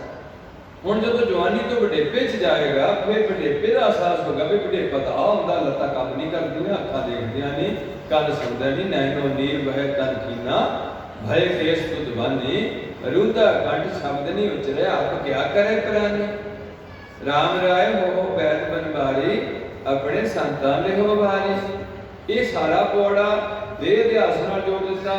ਦੇਹ ਅਧਿਆਸ ਕੀ ਹੈ? ਆਪਣੇ ਆਪ ਨੂੰ ਆਤਮ ਜੋਤ ਨਹੀਂ ਮੰਨਣਾ, ਆਪਣੇ ਆਪ ਨੂੰ ਸਰੀਰ ਹੀ ਮੰਨੀ ਜਾਣਾ, ਸਰੀਰ ਹੀ ਮੰਨੀ ਜਾਣਾ। ਮੈਂ ਹੀ ਖਾਂਦਾ ਹਾਂ, ਮੇਰਾ ਆ ਨਾਂ ਹੈ, ਮੇਰਾ ਆ ਰੂਪ ਹੈ, ਮੇਰਾ ਆ ਘਰ ਹੈ, ਮੇਰਾ ਆ ਬੱਚੇ ਨੇ, ਮੇਰੀ ਆ ਜਾਇਦਾਦ ਹੈ, ਮੇਰਾ ਇਹ ਧਰਮ ਹੈ, ਮੇਰਾ ਇਹ ਰੁਤਬਾ ਹੈ। ਇਹ ਗੱਲਾਂ ਮੈਂ ਖੜੇ ਕਰਕੇ ਮੇਰਾ ਤੱਕ ਜਦੋਂ ਪਹੁੰਚਦਾ, ਉਦੋਂ ਇਹ ਕੁਆੜੇ ਦੀ ਜੜ ਬਣ ਜਾਂਦੀ। ਚਾਹੇ ਕੋਈ ਵੀ ਹਿੰਦੂ ਹੈ, ਚਾਹੇ ਕੋਈ ਵੀ ਇਨਸਾਨ ਹੈ, ਇਹਨੂੰ ਜਿਹੜੀ ਸਾਡੀ ਧਾਰਮਿਕ ਵਿਦਿਆ ਵਿੱਚ ਇਸ ਹਉਮੈ ਨੂੰ ਹੀ ਦੀਰਘ ਰੂਪ ਕਰਕੇ ਸਾਬਤ ਕੀਤਾ ਹੋਇਆ। ਹਉਮੈ ਨੇ ਮੈਂ ਮੈਨੇ ਮੇਰਾ, ਇਹ ਦੋਏ ਚੀਜ਼ਾਂ ਦਾ ਸੁਮੇਲ ਹੈ। ਹੁਣ ਇਹਨੂੰ ਕੱਟ ਕੇ ਅਸੀਂ ਇਸੇ ਹਉਮੈ ਦਾ ਅਸੀਂ ਗੁਰੂ ਦੇ ਸ਼ਬਦ ਨਾਲ ਇਹਦਾ ਵਿਸ਼ਲੇਸ਼ਣ ਕਰਨਾ ਵੀ ਹੈ ਕਿ ਮੈਂ ਸਰੀਰ ਹਾਂ। ਸਰੀਰ ਤਾਂ ਮੇਰਾ ਬਦਲਦਾ ਜਾ ਰਿਹਾ, ਸਰੀਰ ਤਾਂ ਮੈਨੂੰ ਛੋਟਾ ਜਿਹਾ ਪੇਟ 'ਚ ਮਾਂ ਦੇ ਪੇਟ 'ਚ ਆਇਆ ਸੀ, ਅੱਗੇ ਸਰੀਰ ਤਾਂ ਖਤਮ ਹੋ ਰਿਹਾ, ਮੈਂ ਇਹ ਚੀਜ਼ ਹਾਂ। ਹੁਣ ਜਦੋਂ ਲੋਕਾਂ ਨੇ ਇਸ ਚੀਜ਼ ਨਾਲ ਜੁੜੇ ਅੱਜ ਦੇ ਲੋਕ, ਤੇ ਉਹਨੀ ਪਰਮਾਤਮਾ ਦੀ ਹੋਂਦ ਚੋਂ ਬੇਵਿਸ਼ਵਾਸੀ ਹੋ ਗਏ ਕਿ ਰੱਬ ਤਾਂ ਕੋਈ ਚੀਜ਼ ਨਹੀਂ ਹੈ। ਹੁਣ ਦੁਨੀਆ ਦਾ ਬਹੁਤ ਹਿੱਸਾ ਉਸ ਪਾਸੇ ਜਾ ਰਿਹਾ ਜਿਹੜਾ ਅੱਜ ਕਹਿਣ ਲੱਗ ਪਿਆ ਸਾਇੰਸ ਦੇ ਚਮਤਕਾਰੀ ਤਜਰਬੇ ਦੇਖ ਕੇ ਕਿ ਰੱਬ ਕੋਈ ਚੀਜ਼ ਨਹੀਂ ਹੈ, ਰੱਬ ਹੈ ਨਹੀਂ। ਔਰ ਮੈਂ ਬੇਨਤੀ ਇਹ ਕਰਦਾ ਕਿ ਮੈਨੂੰ ਕੋਈ ਜ਼ਿਆਦਾ ਅਭਿਆਸ ਨਹੀਂ ਹੈ। ਮੈਂ ਤੁਹਾਨੂੰ ਪਹਿਲਾਂ ਕਿ ਨਾ ਤਾਂ ਮੈਂ ਕਥਾਵਾਚ ਗਿਆ, ਨਾ ਕਿ ਮੈਂ ਜਥੇਦਾਰ ਹਾਂ, ਨਾ ਮੇਰੇ ਵਿੱਚ ਕੌਮ ਦੀ ਕੋਈ ਅਹਿਮੀਅਤ ਹੈ। ਪਰ ਮੇਰੇ ਅੰਦਰ ਇੱਕ ਗੱਲ ਮੈਂਟਲੀ ਅਪਸੈਟ ਹੋਣ ਤੋਂ ਬਾਅਦ ਇਹ ਗੱਲ ਸ਼ੁਰੂ ਹੋਈ ਹੈ ਕਿ ਜਿੰਨਾ ਚਿਰ ਇਹ ਕੌਮ ਸੰਗਠਨ ਰੂਪ 'ਚ ਮੁੱਢਲੀ ਜਿਹੜੀ ਸ਼ਰੀਅਤ ਹੈ, ਜਿਹੜੀਆਂ 4 ਵਸਤਾਂ ਉਹਦੇ 'ਚ ਸ਼ਰੀਅਤ ਦਾ ਤਰੀਕਤ ਹੈ, ਹਕੀਕਤ ਹੈ, ਮਾਰਫਤ ਹੈ, ਮੁਸਲਮਾਨਾਂ ਦੀਆਂ 4 ਵਸਤਾਂ ਨੇ। ਸ਼ਰੀਅਤ ਪਹਿਲੀ ਹੈ ਪ੍ਰਾਇਮਰੀ ਕਿ ਮੇਰੀ ਸੋਚ ਅਨੁਸਾਰ ਹਰ ਸਿੱਖ ਬੱਚੀ ਤੇ ਬੱਚੇ ਨੂੰ 12-13 ਸਾਲ ਦੀ ਉਮਰ ਵਿੱਚ ਖੰਡੇ ਦੀ ਪੌੜ ਛਕਣੀ ਕੰਪਲਸਰੀ ਕਰਨੀ ਚਾਹੀਦੀ। ਜਦੋਂ ਕੰਮ ਨਹੀਂ ਕੰਪਲਸਰੀ ਕੀਤਾ ਕਿਸੇ ਨੇ, ਇਸ ਕਰਕੇ ਕਿਸੇ ਨੇ ਪੌੜ ਛਕਣੀ ਛਕੇ, ਨਹੀਂ ਛਕਣੀ ਨਾ ਛਕੇ, ਸੱਪਾਂ ਦੀ ਪੂਜਾ ਕਰਨੀ, ਸੱਪਾਂ ਦੀ ਕਦੇ ਧਾਗੇ ਤਵੀਤਾਂ ਦੇ ਵਿਸ਼ਵਾਸ ਰੱਖਣਾ ਤੇ ਧਾਗੇ ਤਵੀਤਾਂ ਦੇ ਵਿਸ਼ਵਾਸ ਰੱਖੇ, ਕਿਸੇ ਦੇਹਧਾਰੀ ਦੇ ਮਗਰ ਲੱਗਣਾ ਤੇ ਉਹਦੇ ਮਗਰ ਲੱਗਿਆ ਰਹੇ, ਉੱਥੇ ਸਾਰੀ ਜ਼ਿੰਦਗੀ ਰੋੜਦਾ ਤੇ ਲੱਭਣਾ ਲੁਕਣਾ ਅੰਦਰੋਂ ਸੀ ਗੁਰੂ ਦੀ ਬਖਸ਼ਿਸ਼ ਨਾਲ ਹੋਣਾ ਸੀ। ਨਾਨਕ ਸਾਹਿਬ ਕਰਮਾਤ ਸਾਹਿਬ ਤੁਠੈ ਜੋ ਮਿਲੇ। ਉਹਦੀ ਬਖਸ਼ਿਸ਼ ਨਾਲ ਜੋ ਪ੍ਰਾਪਤ ਹੋਣਾ ਸੀ, ਬਖਸ਼ਿਸ਼ ਵਿੱਚੋਂ ਕੱਢਣ ਦਾ ਯਤਨ ਕੀਤਾ ਗਿਆ। ਉਹ ਬਖਸ਼ਿਸ਼ ਉਹਦੀ ਬਜਾਏ ਇੱਕ ਪੂਰੇ ਗੁਰੂ ਦੀ ਬਜਾਏ ਇੱਕ ਆਮ ਅਧੂਰੇ ਬੰਦੇ ਨੂੰ ਦੇ ਦੇਵੇ, ਬਾਬਾ ਜੀ ਨੇ ਮੇਰੇ ਤੇ ਆਹ ਬਖਸ਼ਿਸ਼ ਕਰ ਦੇਣੀ, ਮੇਰੇ ਤੇ ਆਹ ਬਖਸ਼ਿਸ਼ ਕਰ ਦੇਣੀ। ਮੇਰੀ ਸੋਚ ਅਨੁਸਾਰ ਇਹ ਗੱਲਾਂ ਸਾਡੀ ਕੌਮ ਨੂੰ ਘਾਤਕ ਸਾਬਤ ਹੋ ਗਈਆਂ। ਸਾਡੀਆਂ ਵੰਡੀਆਂ ਪੈ ਗਈਆਂ, ਬੜੇ ਬੜੇ ਉਹਨਾਂ ਦੇ ਸਤਸੰਗ ਘਰ ਬਣ ਗਏ। ਸਾਡੇ ਪੈਸੇ ਨਾਲ ਬੜਾ ਕੁਛ ਹੋ ਗਿਆ। ਜਿੰਨਾ ਪੈਸਾ ਇਸ ਕੌਮ ਦਾ ਧਰਮ ਦੀ ਦੁਨੀਆ ਵਿੱਚ ਖਰਚਤ ਹੋਇਆ, ਔਰ ਜਿੰਨਾ ਪੈਸਾ ਇਸ ਕੌਮ ਦਾ ਨਸ਼ਿਆਂ ਵਿੱਚ ਬਰਬਾਦ ਹੋਇਆ, ਜਿੰਨਾ ਪੈਸਾ ਇਸ ਕੌਮ ਦਾ ਨਸ਼ੇ ਪੀ ਕੇ ਲੜਾਈਆਂ ਵਿੱਚ ਬਰਬਾਦ ਹੋਇਆ, ਜਿੰਨਾ ਪੈਸਾ ਇਸ ਕੌਮ ਦਾ ਜਿਹੜਾ ਉਹ ਆਪਣੀ ਦਿਖਾਵੇ ਦੀ ਜ਼ਿੰਦਗੀ ਵਿੱਚ ਬਰਬਾਦ ਕੀਤਾ। ਮੰਦਰ ਮਿੱਟੀ ਸੰਦੜੇ ਪੱਥਰ ਕੀਤੇ ਰਾਸ, ਹੁਣ ਐਨੀ ਟੋਲੀ ਭੁੱਲੀਆਂ ਸੀ ਜਿਸ ਕੰਤ ਨਾਲ ਬੈਠੀ ਪਾਸ। ਅਸੀਂ ਇਹਨਾਂ ਚੀਜ਼ਾਂ ਜਿਹੜਾ ਪੈਸਾ ਬਰਬਾਦ ਕੀਤਾ ਹੋਇਆ, ਉਹ ਪੈਸਾ ਹੀ ਇਸ ਪੰਜਾਬ ਨੂੰ ਕਿਤੇ ਨਹੀਂ ਕਿਤੇ ਜਾ ਕੇ ਲਿਜਾ ਸਕਦਾ। ਕਿੰਨੇ ਅਸੀਂ ਧਾਰਮਿਕ ਗੁਰਦੁਆਰੇ ਖੜੇ ਕੀਤੇ ਹੋਏ, ਜਿੱਥੇ ਸਵੇਰ ਨੂੰ ਕੋਈ ਗੈਦਰਿੰਗ ਨਹੀਂ, ਸ਼ਾਮ ਨੂੰ ਕੋਈ ਇਕੱਠ ਨਹੀਂ ਹੈ। ਸੰਗਤਾਂ ਵਿੱਚੋਂ ਧਰਮ ਦੀ ਸੋਚ ਬਿਲਕੁਲ ਨਿਰਮੂਲ ਖਤਮ ਹੁੰਦੀ ਜਾ ਰਹੀ ਹੈ, ਔਰ ਜਿੰਨੀ ਧਰਮ ਦੀ ਹਾਨੀ ਹੋ ਰਹੀ ਹੈ ਤੇ ਤੋਂ ਜਿਹੜੇ ਦੁੱਖ ਕਲੇਸ਼ ਵੱਧਦੇ ਨੇ। ਇਸ ਕਰਕੇ ਦਾਸ ਦੀ ਹੱਥ ਜੋੜ ਕੇ ਬੇਨਤੀ ਹੁੰਦੀ ਹੈ, ਸਿੱਖ ਜਿੰਨਾ ਵੀ ਭਾਈਚਾਰਾ ਹੈ, ਮੇਰੇ ਚਾਹੇ ਅਸੀਂ ਬਾਹਰ ਬੈਠੇ ਹਾਂ ਚਾਹੇ ਇੱਥੇ ਬੈਠੇ ਹਾਂ, ਸਾਨੂੰ ਇਸ ਗੱਲ ਦਾ ਅਹਿਸਾਸ ਹੋਣਾ ਚਾਹੀਦਾ ਹੈ। ਸਾਡੇ ਹਰ ਬੱਚੇ ਨੂੰ ਰਹਿਤ ਮਰਿਆਦਾ ਦਾ ਗਿਆਨ ਹੋਣਾ ਚਾਹੀਦਾ। ਉਹ ਹਜੇ ਤੱਕ ਸਾਡੇ 'ਚ ਕੋਈ ਸਾਡੀ ਪੰਥਕ ਤੌਰ ਤੇ 300 ਤਕਰੀਬਨ 1699 ਨੂੰ ਲਾ ਲਓ, 1721 ਤੇ 322 ਸਾਲ ਹੋ ਗਏ ਹੋਣਗੇ ਖਾਲਸਾ ਪੰਥ ਦੀ ਸਿਰਜਣਾ ਹੋਈ ਨੂੰ, ਤੇ ਵਿੱਚੋਂ 9 ਸਾਲ ਹੋਰ ਕੱਢ ਲਓ, 313 ਸਾਲ ਹੋ ਗਏ ਨੇ ਗੁਰੂ ਪਾਤਸ਼ਾਹ ਨੇ ਸ੍ਰੀ ਗੁਰੂ ਗ੍ਰੰਥ ਸਾਹਿਬ ਨੂੰ ਗੱਦੀ ਦਾ ਦਰਜਾ ਦਿੱਤੇ ਨੂੰ, ਗੁਰੂ ਥਾਪੇ ਨੂੰ, ਤੇ 313 ਸਾਲਾਂ ਵਿੱਚ ਹਾਲੇ ਤੱਕ ਸਾਡੇ ਪੰਥ ਦੀ ਮਰਿਆਦਾ ਵੀ ਅਸੀਂ ਕਿਸੇ ਨਿਜ਼ਾਮਲੀ ਵਿੱਚ ਨਹੀਂ ਲਿਆ ਸਕੇ। ਅਸੀਂ ਆਨੇ ਚਲੋ ਕੋਈ ਨਹੀਂ, ਪੰਥ ਦਾ ਕੰਮ ਹੁੰਦਾ, ਇਹਨਾਂ ਜਿਹੜੇ ਅੱਗੇ ਮੇਰੇ ਭਾਈ ਸਾਹਿਬ ਉਹਨਾਂ ਦੇ ਕੰਮ ਨੇ। ਅਸੀਂ ਮੁੱਢਲੀ ਇਹ ਗੱਲ ਤਾਂ ਰੱਖੀਏ ਕਿ ਅਸੀਂ ਪੰਜਾਂ ਕੋਲ ਪੌੜ ਛਕੀਏ, 5 ਵਾਲੀਆਂ ਦਾ ਨਿਤਨੇਮ ਕਰੀਏ, 5 ਕੱਕਿਆਂ ਦੀ ਧਾਰਨੀ ਹੋਈਏ, ਤੇ ਜਿਹੜੀ ਰਹਿਤਾ ਹੈ ਕਿ ਜਿਵੇਂ ਅਸੀਂ ਧਾਗਾ ਤਵੀਤ ਜੰਤਰ ਮੰਤਰ ਟੂਣੇ ਟਮਾਣੇ ਸ੍ਰੀ ਗੁਰੂ ਗ੍ਰੰਥ ਸਾਹਿਬ ਤੋਂ ਬਿਨਾਂ ਹੋਰ ਕਿਸੇ ਨੂੰ ਗੁਰੂ ਨਾ ਮੰਨੀਏ, ਇੱਕ ਦੂਜੇ ਨੂੰ ਮਿਲੀਏ ਤੇ ਕਹੀਏ ਵਾਹਿਗੁਰੂ ਜੀ ਕਾ ਖਾਲਸਾ ਵਾਹਿਗੁਰੂ ਜੀ ਕੀ ਫਤਿਹ। ਤੇ ਇਹਦੇ ਨਾਲ ਨਾਲ ਜਿਹੜੇ ਆਪਣੇ ਆਨੰਦ ਕਾਰਜ ਨੇ ਉਹ ਸਾਦੇ ਤੋਂ ਸਾਦੇ ਕਰਨ ਦਾ ਯਤਨ ਕਰੀਏ। ਮਿਰਗ ਦੇ ਭੋਗ ਵੀ ਸਾਦੇ ਤੋਂ ਸਾਦਾ ਲੰਗਰ ਲਾ ਕੇ ਤਿਆਰ ਕਰਨ ਦਾ ਯਤਨ ਕਰੀਏ। ਹੁਣ ਅੱਜ ਕੱਲ੍ਹ ਸਾਡੇ 'ਚ ਇਹਨਾਂ ਗੱਲਾਂ ਦਾ ਦਿਖਾਵਾ ਬੜਾ ਕਿ ਮੈਂ ਬਹੁਤ ਵਧੀਆ ਮਠਿਆਈਆਂ ਪਾਣੀਆਂ, ਜਿਹਦੇ ਬਾਰੇ ਸਾਨੂੰ ਗੁਰੂ ਪਾਤਸ਼ਾਹ ਕਹਿੰਦੇ ਨੇ। ਮੈਂ ਇੱਕ ਕਥਾਵਾਚਕ ਦੀ ਗੱਲ ਸੁਣੀ, ਉਹ ਕਹਿੰਦਾ ਵੀ ਨਹੀਂ, ਖੁਰਾਕ ਦਾ ਮਨ ਤੇ ਕੋਈ ਅਸਰ ਨਹੀਂ ਪੈਂਦਾ। ਹਜੇ ਤੇ ਗੁਰਬਾਣੀ ਇਸ ਗੱਲ ਦੀ ਸਬੂਤ ਦੇ ਰਹੀ ਹੈ, ਸ੍ਰੀ ਗੁਰੂ ਗ੍ਰੰਥ ਸਾਹਿਬ ਜੀ ਸਬੂਤ ਦੇ ਰਹੇ ਨੇ ਕਿ ਬਾਬਾ ਹੋਰ ਖਾਣਾ ਖੁਸ਼ੀ ਖੁਆਰ, ਜਿਤ ਖਾਧੇ ਤਨ ਪੀੜੀਏ ਮਨ ਮੈਂ। ਖਾਦੇ ਨਾਲ ਤਨ ਵੀ ਪੀੜਿਆ ਗਿਆ ਤੇ ਖਾਦੇ ਨਾਲ ਮਨ ਵੀ ਵਿਕਾਰੀ ਹੋਣ ਡਿਆ। ਤੇ ਕਿੱਦਾਂ ਕਹਿ ਰਹੇ ਨੇ, ਤੁਸੀਂ ਚੁੱਪ ਕਰਕੇ ਸੁਣੀ ਜਾਣਾ ਵੀ ਬਸ ਠੀਕ ਹੈ, ਕੋਈ ਗੁਰਬਾਣੀ ਤੁਸੀਂ ਪੜ੍ਹੀ ਨਹੀਂ ਨਾ, ਤੁਸੀਂ ਇਹਨੂੰ ਕੁਝ ਸਮਝਣ ਦਾ ਯਤਨ ਕੀਤਾ, ਉਹ ਆਪਣੀ ਜਿੱਦਾਂ ਦੀ ਮਰਜ਼ੀ ਚਲਾ ਜਾਂਦੇ ਨੇ, ਜੋ ਮਰਜ਼ੀ ਕਹਿ ਜਾਂਦੇ ਨੇ, ਤੁਸੀਂ ਉਧਰ ਹੀ ਤੁਰ ਪੈਂਦੇ ਜਿਹਨੂੰ। ਇਸ ਕਰਕੇ ਬੜਾ ਖਾਦਸਾ ਹੈ। ਜਿਹੜੇ ਲੋਕਾਂ ਨੇ ਪ੍ਰਚਾਰ ਕਰਨਾ ਉਹਨੂੰ ਖਾਸ ਇੱਕ ਇਤਿਹਾਸ ਬਣਾਉਣਾ ਚਾਹੀਦਾ ਸੀ ਕੌਮ ਨੂੰ, ਉਹਦੇ ਉੱਤੇ ਹੀ ਗੱਲ ਕਰਨ। ਜੇ ਅੱਜ ਮੇਰੇ ਸਨਾਤਨੀ ਵੀਰ 5000 ਸਾਲ ਜਿਹੜੇ ਆਪਣੇ ਧਰਮ ਦੇ ਵੇਦਾਂ ਨੂੰ ਸੋਧ ਕੇ ਇੱਕ ਨਵੀਂ ਚੀਜ਼ ਤਿਆਰ ਕਰਨ ਲੱਗੇ, ਕਿ ਸਾਡੇ ਸਿੱਖਾਂ 'ਚ ਕੀ ਕਮਜ਼ੋਰੀ ਸੀ?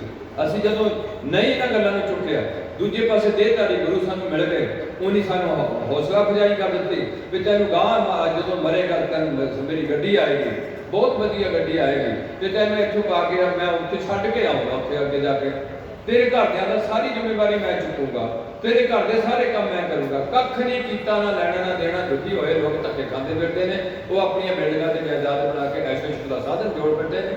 ਤੇ ਇਸ ਕਰਕੇ ਗੁਰੂ ਪਾਤਸ਼ਾਹ ਦੇ ਟਾਈਮ ਵਿੱਚ ਵੀ ਗੁਰੂ ਘਰ ਵਿੱਚ ਵਿਰੋਧਤਾ ਚੱਲਦੀ ਰਹੀ ਗੁਰੂ ਬਣਦੀ। ਮੈਨੂੰ ਤਾਂ ਲੱਗਦਾ ਉਹੀ ਬੰਦੇ ਮੁੜ ਕੇ ਫਿਰ ਕਿਤੇ ਜਨਮ ਲੈ ਗਿਆ, ਮੰਨਾ ਮਾਰ ਕਰਕੇ ਮਰੇ ਵੀ ਮੈਂ ਗੁਰੂ ਬਣਨਾ ਸੀ, ਮੈਂ ਗੁਰੂ ਬਣਨਾ ਸੀ। ਹੁਣ ਉਹ ਟੁੱਟੇ ਭੱਜੇ ਬੰਦਿਆਂ ਦੇ ਅੱਗੇ ਵੀ ਉਹਨਾਂ ਦੇ ਮਗਰ ਮਾੜੇ ਮੁੱਟੇ ਲੱਗੇ ਰਹੇ, ਹੁਣ ਜਿਹੜੀ ਕਾਫੀ ਹਿੱਸਾ ਖਿੱਚ ਕੇ ਲੈ ਗਏ ਤੇ ਉਹਨਾਂ ਵਿੱਚ ਰੁਚੀ ਹੈ।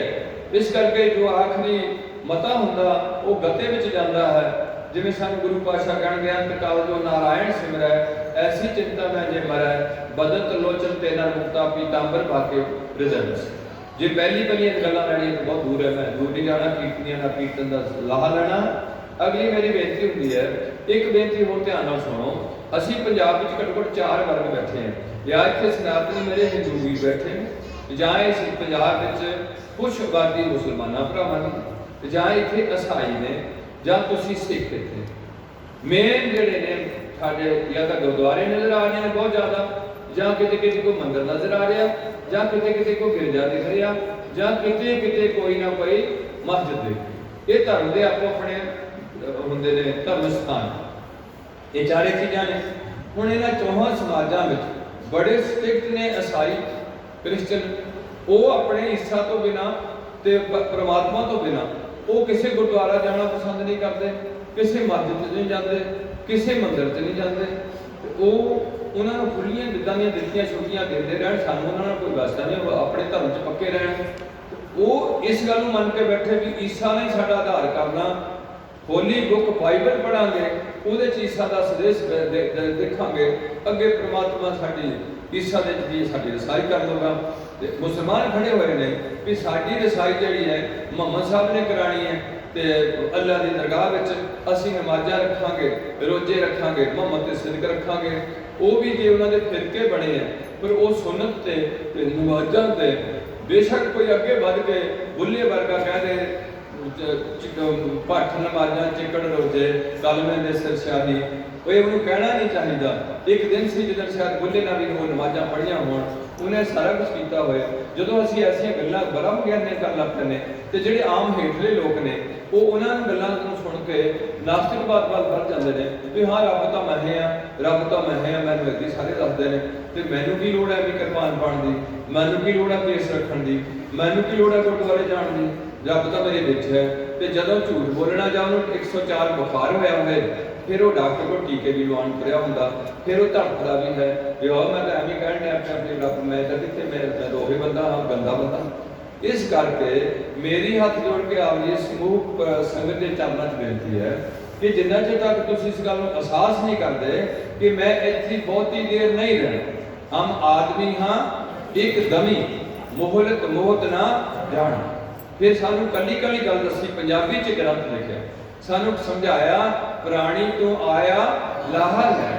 ਉਹ ਤੂੰ ਕੋਈ ਲਾਹ ਖੱਟਣ ਆਇਆ ਤੇ ਤੂੰ ਹੇਠੀਆਂ 83,99,999 ਜੂਨ ਖੜੀ ਹੈ, ਉਹਨਾਂ ਨੂੰ ਦੇਖ ਕਿੱਦਾਂ ਜੀਵਨ ਬਸਰ ਹੋ ਰਿਹਾ। ਉਹ ਬੋਲ ਨਹੀਂ ਸਕਦੇ, ਉਹਨਾਂ ਕੋਲ ਆਵਾਜ਼ ਹੈ ਪਰ ਸ਼ਬਦ ਨਹੀਂ ਹੈ। ਉਹ ਆਪਣੀ ਮਰਜ਼ੀ ਨਾਲ ਕਿਤੇ ਇੱਧਰ ਉੱਧਰ ਜਾ ਨਹੀਂ ਸਕਦੇ। ਜਿੱਦਾਂ ਤੁਸੀਂ ਜਹਾਜ਼ ਚੜ੍ਹ ਕੇ ਚਲੇ ਜਾਂਦੇ ਆ, ਉਹ ਕਿਤੇ ਸੰਗਤ ਵਿੱਚ ਨਹੀਂ ਆ ਸਕਦੇ। ਉਹਨਾਂ ਨੂੰ ਕੁਦਰਤ ਨੇ ਜਿੱਥੇ ਫਿੱਟ ਕੀਤਾ ਹੋਇਆ ਉਸੇ ਵਿੱਚ ਆਪਣਾ ਜੀਵਨ ਬਸਰ ਕਰਦੇ ਨੇ। ਉਹਨਾਂ ਨੂੰ ਬੁੱਢੇ ਬਾਰੇ ਕੋਈ ਸਹੂਲਤ ਨਹੀਂ ਹੈ। ਤੁਹਾਨੂੰ ਕਿਹਾ ਬਿਰਧ ਪਿਆ ਉੱਪਰ ਸਾਗ ਸਹਿਣ, ਭੁੱਖ ਪਿਆਓ ਬੈਠ ਕੋ ਦੇਣ। ਉਹਨਾਂ ਦੀ ਕੀ ਹਾਲਤ ਹੈ, ਉਹਨਾਂ ਨੂੰ ਕੋਈ ਸੇਫਟੀ ਨਹੀਂ ਹੈ। ਇੱਥੇ ਬੜੇ ਬੜੇ ਜਿਹੜੇ MLA ਨੇ ਉਹ 20 ਬੰਦੇ 10 ਬੰਦੇ ਨਾਲ ਲੱਗ ਕੇ ਸਾਨੂੰ ਕੋਈ ਮਾਰ ਨਾ ਜਾਏ, ਉਹ ਵਿਚਾਰੇ ਬਿੱਲੀਆਂ ਚੂਹੇ ਜਿਹੜੇ ਪੈੜੀਆਂ ਬੜੇ ਫਿਰਦੇ ਨੇ, ਅਕਸਰ ਮੌਤ ਦੇ ਮੂੰਹ ਵੱਲ। ਉਹਨਾਂ ਨੂੰ ਮੌਤ ਦਾ ਗਿਆਨ ਨਹੀਂ। ਇਹ ਗੱਲ ਇਹ ਗੱਲ ਹੈ। ਸਾਨੂੰ ਪਤਾ ਲੱਗ ਜਾਂਦਾ ਵੀ ਜਦੋਂ ਅਸੀਂ ਦੇਖਦੇ ਅੱਖੀਆਂ ਉੱਠਦੇ ਵੀ ਇੱਥੇ ਕੋਈ ਵੀ ਬੰਦਾ ਨਾ ਦਿਖਦਾ ਪਿਛਲਾ ਤੇ ਨਾ ਮੈਂ ਰਹਿਣਾ ਤੇ ਮੈਨੂੰ ਕਿਤੇ ਇੱਥੋਂ ਪਲਾਇਨ ਕਰਨਾ। ਇਸ ਕਰਕੇ ਆਪਣੀ ਕੌਮੀਅਤ ਵਿੱਚ ਜੁੜੀਏ, ਸਾਰੇ ਇਸ ਗੱਲ ਨੂੰ ਧਿਆਨ 'ਚ ਰੱਖੀਏ। ਜੋ ਦਾਸ ਬੇਨਤੀ ਕਰਦਾ ਸੀ ਚੌਹਾਂ ਧਰਮਾਂ ਦੀ, ਉਹਦੇ 'ਚ ਮੇਨ ਪੁਆਇੰਟ ਮੈਂ ਸਾਂਝੇ ਕਰਦਾ ਹੁੰਨਾ ਵੀ ਹਰ ਧਰਮ ਵਿੱਚ ਹੀ ਅਸੀਂ ਕਿਸੇ ਧਰਮ ਨੂੰ ਨਫ਼ਰਤ ਨਹੀਂ ਕਰਦੇ, ਉਹਨਾਂ ਵਿੱਚ ਕੋਈ ਐਸੀ ਭਾਵਨਾ ਨਹੀਂ ਪੈਦਾ ਕਰਦੇ। ਹਰ ਧਰਮ ਵਿੱਚ ਮੇਨ ਗੱਲਾਂ ਆਉਣਗੀਆਂ, ਇਹ ਆਉਣਗੀਆਂ। ਪਹਿਲੀ ਗੱਲ ਪੱਕੀ ਹਰ ਧਰਮ ਦੀ ਸ਼ੁਰੂ ਹੁੰਦੀ ਹੈ ਵੀ ਪਰਮਾਤਮਾ ਹੈ, ਪਰਮਾਤਮਾ ਹੈ। ਇਹ ਗੱਲ ਸਾਨੂੰ ਨਿਸ਼ਚੇ 'ਚ ਲਿਆਉਣ ਦਾ ਯਤਨ ਕੀਤਾ ਜਾ ਰਿਹਾ ਕਿ ਇੱਕ ਓਮਕਾਰ ਪਰਮਾਤਮਾ ਇੱਕ ਹਸਤੀ ਹੈ, ਇੱਕ ਸ਼ਕਤੀ ਹੈ। ਉਹਦਾ ਨਿਰੂਪਣ ਜਿਹੜਾ ਮੂਲ ਮੰਤਰ 'ਚ ਕਰਨ ਦਾ ਯਤਨ ਕੀਤਾ ਗਿਆ ਉਹ ਐਦਾਂ ਦਾ ਹੈ, ਉਹ ਨਿਰਭਉ ਹੈ। ਦੂਸਰੀ ਗੱਲ ਹੈ ਹਰ ਧਰਮ ਦੀ ਇਹ ਗੱਲ ਵੀ ਧਰਮ 'ਚ ਜ਼ਰੂਰੀ ਹੈ ਕਿ ਝੂਠ ਨਹੀਂ ਬੋਲਣਾ ਚਾਹੀਦਾ। ਝੂਠ ਹੁਣ ਤਾਂ ਧਰਮੀ ਬੰਦੇ ਵੀ ਝੂਠ ਬੋਲਦੇ ਨੇ। ਮੁਸ਼ਕਿਲ ਤਾਂ ਆਈ ਹੈ, ਝੂਠ ਨੂੰ 100 ਝੂਠ ਬੋਲੀਏ, ਝੂਠ ਕਦੇ ਵੀ ਸੱਚ ਨਹੀਂ ਬਣ ਸਕਦਾ। ਤੇ ਸੱਚ ਇੱਕ ਵਾਰ ਬੋਲਦੀ ਉਹਨੂੰ ਕੋਈ ਤਰਜੀਹ ਦੇਣ ਦੀ ਲੋੜ ਨਹੀਂ। ਸੱਚ ਸੱਚ ਰਹੇਗਾ। ਕੂੜ ਨ ਖੁੱਟੇ ਨਾਨਕਾ ਓੜਕ ਸੱਚ ਰਹੇ। ਜਦੋਂ ਅਸੀਂ ਇਹਨਾਂ ਗੱਲਾਂ ਤੋਂ ਉਖੜੇ, ਜੇ ਅੰਗਰੇਜ਼ ਸੱਚ ਬੋਲ ਸਕਦੇ ਤਾਂ ਪੰਜਾਬੀ ਕਿਉਂ ਨਹੀਂ ਸੱਚ ਬੋਲ ਸਕਦੇ? ਕੀ ਪ੍ਰੋਬਲਮ ਹੈ ਨਾ? ਦੂਸਰੀ ਗੱਲ ਧਰਮ 'ਚ ਗੱਲ ਦਰੜਾਈ ਗਈ ਹੈ ਕਿ ਜਿੱਥੇ ਸੱਚ ਬੋਲਣਾ ਹੈ, ਝੂਠ ਨਹੀਂ ਬੋਲਣਾ, ਉੱਥੇ ਦਰਾਇਆ ਹੋਇਆ ਹੈ ਕਿ ਜੇ ਕਰਨਾ ਤਾਂ ਕਿਸੇ ਦਾ ਭਲਾ ਕਰਨਾ, ਕਦੇ ਵੀ ਕਿਸੇ ਦਾ ਬੁਰਾ ਨਹੀਂ ਕਰਨਾ। ਹੁਣ ਤੁਸੀਂ ਆਸ ਲਾ ਲਈ ਹੈ ਵੀ ਮੇਰੇ ਤੋਂ ਕੰਮ ਤਾਂ ਬੁਰੇ ਹੁੰਦੇ ਨੇ, ਮੈਨੂੰ ਬਾਬਾ ਜੀ ਨਾਲ ਛਡਾ ਲੈਣਾ। ਤੇ ਜੀਂਦੇ ਜਿਵੇਂ 106 ਟੈਂਪਰੇਚਰ ਬਾਬੇ ਜੀ ਨੇ ਟੈਂਪਰੇਚਰ ਨਹੀਂ ਤੋੜਿਆ, रोटी का संसार ही मुक्या, उन्हें सानू कह दिता भी जे आ काम करोगे तो चंगे रहोगे, ना करोगे तो बाज जाओगे। तो जे बाबे जी ने सानू तारना हुंदा ते फिर गुरु नानक साहब उदों तार जाते सानू सारिआं नूं इन्ने उपदेश देण दी की लोड़ सी। इस करके जिहड़े चंगे महापुरख ने इन्हां विच उन्हां दा फर्ज बनदा सी ਉਹ आप लोकां नूं सच दे रस्ते ते ਤੋਰਦੇ ਨੇ, पर ਉਹਦੇ ਨਾਲ ਖੰਡੇ ਦੀ ਕੌਲ ਦਾ ਪ੍ਰਚਾਰ ਤੇ ਪ੍ਰਸਾਰ ਕਰਕੇ ਪੰਥ ਨੂੰ ਇਕੱਠਾ ਕਰਨ ਦਾ ਯਤਨ ਕਰਦੇ। ਜਦੋਂ ਨੇ ਇਕੱਠਾ ਕਰਨ ਦਾ ਯਤਨ ਨਹੀਂ ਕੀਤਾ, ਕੋਈ ਜਿੱਦਾਂ ਇੱਥੇ ਦਰਸ਼ਨਦਾਸ ਬਹਿ ਗਏ, ਕੋਈ ਕਿਸੇ ਹੋਰ ਬਹਿ ਗਿਆ, ਜੇਠੂ ਵਾਲਾ ਬਹਿ ਗਿਆ, ਕੋਈ ਢੇਸੀਆਂ ਬਹਿ ਗਿਆ, ਕੋਈ ਉਹ ਭਨਿਆੜੇ ਬਹਿ ਗਿਆ, ਕੋਈ ਰਾਮ ਰਹੀਮ ਖੜਾ ਹੋ ਗਿਆ, ਕੋਈ ਨਿਰੰਕਾਰੀ ਭਰਾ ਖੜਾ ਹੋ ਗਿਆ ਸਿੱਖਾਂ ਦੀ ਦਾੜੀ ਰੱਖ ਕੇ ਪੱਗ ਬੰਨ੍ਹ ਕੇ। ਜਦੋਂ ਇਹ ਬੰਦੇ ਇੱਥੇ ਖੜੇ ਕੀਤੇ ਗਏ ਪੰਜਾਬ ਵਿੱਚ ਅੰਗਰੇਜ਼ ਤੋਂ ਬਾਅਦ, ਉਦੋਂ ਤੁਹਾਡੀ ਤਾਕਤ ਖੇਰੂ ਖੇਰੂ ਹੋ ਗਈ। ਕੀ ਪਹਿਲਾਂ ਕੋਈ ਮਹਾਂਪੁਰਖ ਨਹੀਂ ਸੀ ਗੁਰੂ ਨਾਨਕ ਦੇ ਟਾਈਮ ਵਿੱਚ? ਬਾਬਾ ਬੁੱਢਾ ਕੋਈ ਮਹਾਂਪੁਰਖ ਨਹੀਂ ਸੀ, ਉਹਨਾਂ ਆਪਣਾ ਫਿਰਕਾ ਨਹੀਂ ਤੋੜਿਆ।